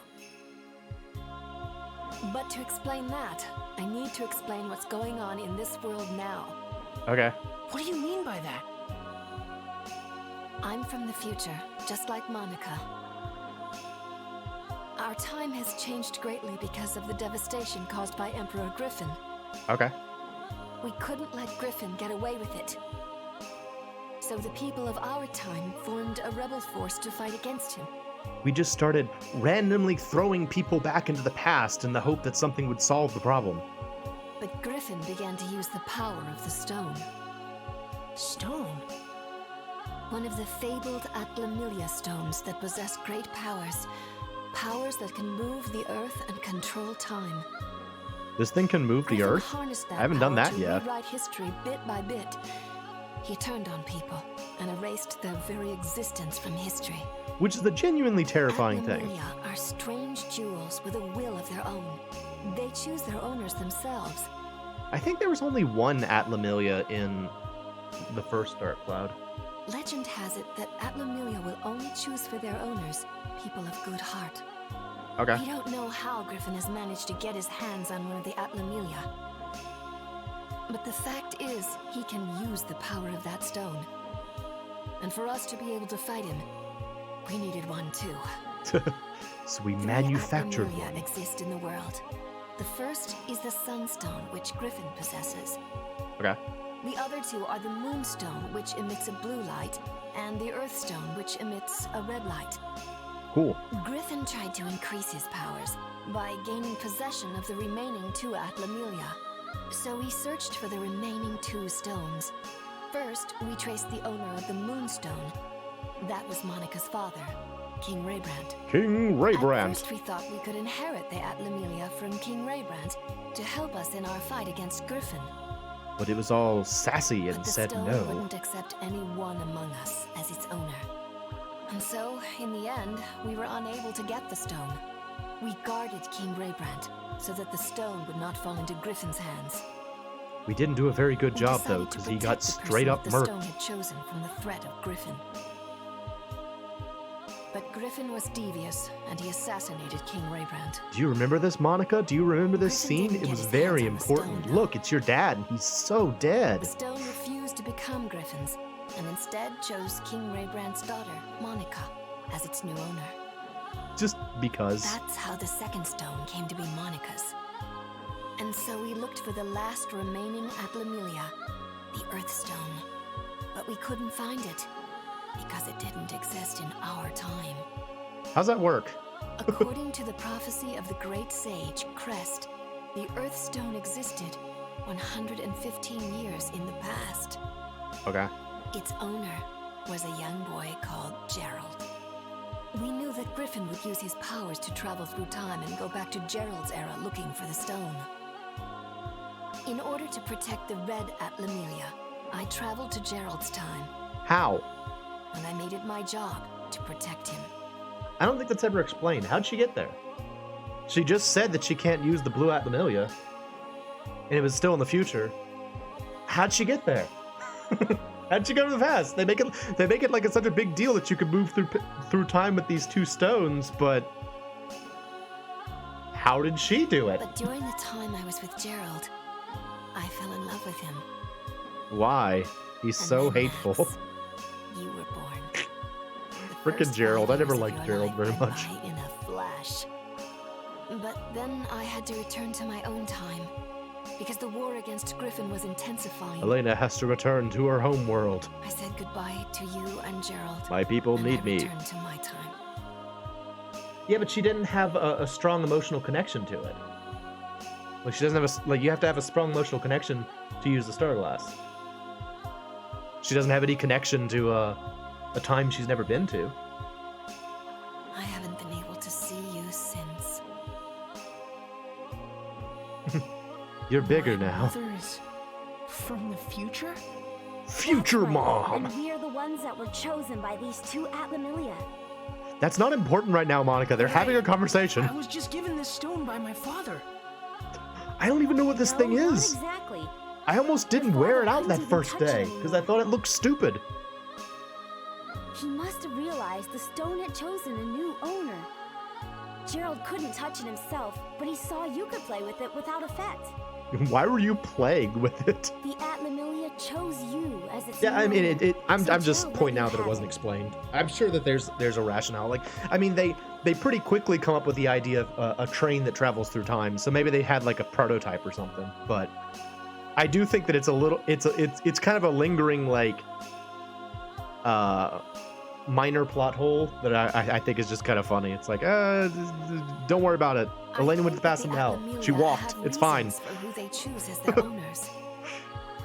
There's probably even a reason why Griffin was chosen. A reason he was chosen? That's right. Like what? That I don't know. But the stones are guiding people for the sake of something great. I can just feel it. Oh no! Danger! I'm sorry. It looks like we haven't any more time to talk. Just wait a little longer. If we can recreate Pasnos, we'll have a chance to fight back. Pasnos? Recreate Pasnos? But how? Max and Monica will recreate its origin point, of course. Max is like, stop signing me up for things. I just want to talk to my mom. Pasnos is a workshop in Heimrata, a village at the foot of Mount Gundor. Oh, I love the names of this. I love the names Heimrata and Mount Gundor. They sound cool. You'll have to head there. But Mount Heimrata Gundor is a at the dangerous foot of place. Mount Gundor. I'm not sure if you... We'll be fine, Elena. Just leave it to us. It's okay. Don't worry, I'll Mother. lead your son I'll into save you. danger. Just stay here. Stay here. Stay in the hologram. Okay. Don't get out of the Take hologram. care, It's safer. both of you. You bet. Mom, I told you to stay in the hologram. She never Hurry listens now to and set me. out for your next goal. The volcano Mount Gundor. Roger that. A huge factory, the Gundorata workshop, will be built there in the future. Gundorata Workshop sounds cool too. That's where the rebellion Coming up with army's cool ace names level is an art. Pasnos will be built. Pasnos is kind of dumb, but Pasnos? It was Never the really mobile liked the name stronghold Pasnos. of our rebel army. Griffin wiped Pasnos out, but if we could bring it back, I bet we can make a counterattack. Then let's go to Mount Gundor. nod.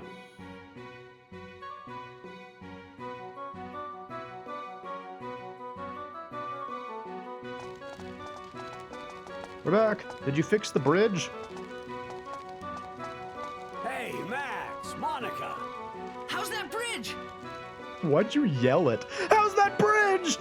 We finished the repairs ages ago, guys. Then let's head for Mount Gundor. All right. All right. I'm gonna change her outfit. What can I say? I like this outfit the best. It's my favorite one. Those. Yeah. All right. Blah. So I'm gonna show y'all Mount Gundor before we quit. No, we'll save that for the next stream. The next time I stream this, we will go on to the next area. Well, no, but I won't be able to play if, otherwise. Okay, we'll go ahead and I'll go ahead and show you the. You'll see Mount Gundor without actually getting to do anything in Mount Gundor, because otherwise I'm gonna be stuck in this area. So, let's see. Hello. Want to leave? Yeah. Here we go. Alrighty then, here we go. Mount Gundor, here we come. Here we go, and here we come.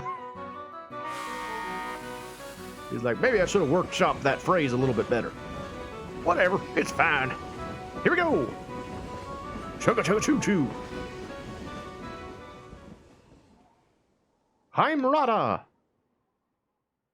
Yay! I like Heimrata. It's got these little like embers floating around. Look at them. Everyone's clothes will be destroyed immediately. Chapter 5. Conflict of the Past and Future.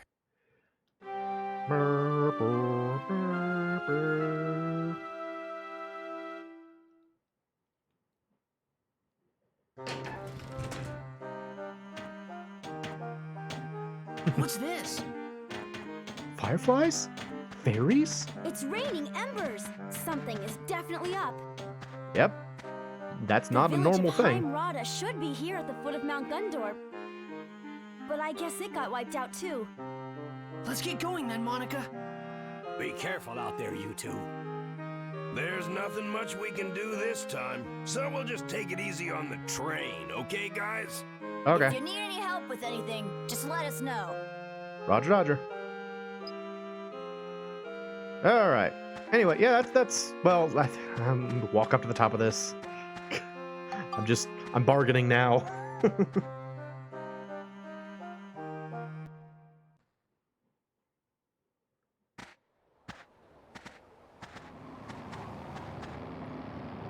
What's that? Look there! It's our good friend, Gaspard, and his cool ship.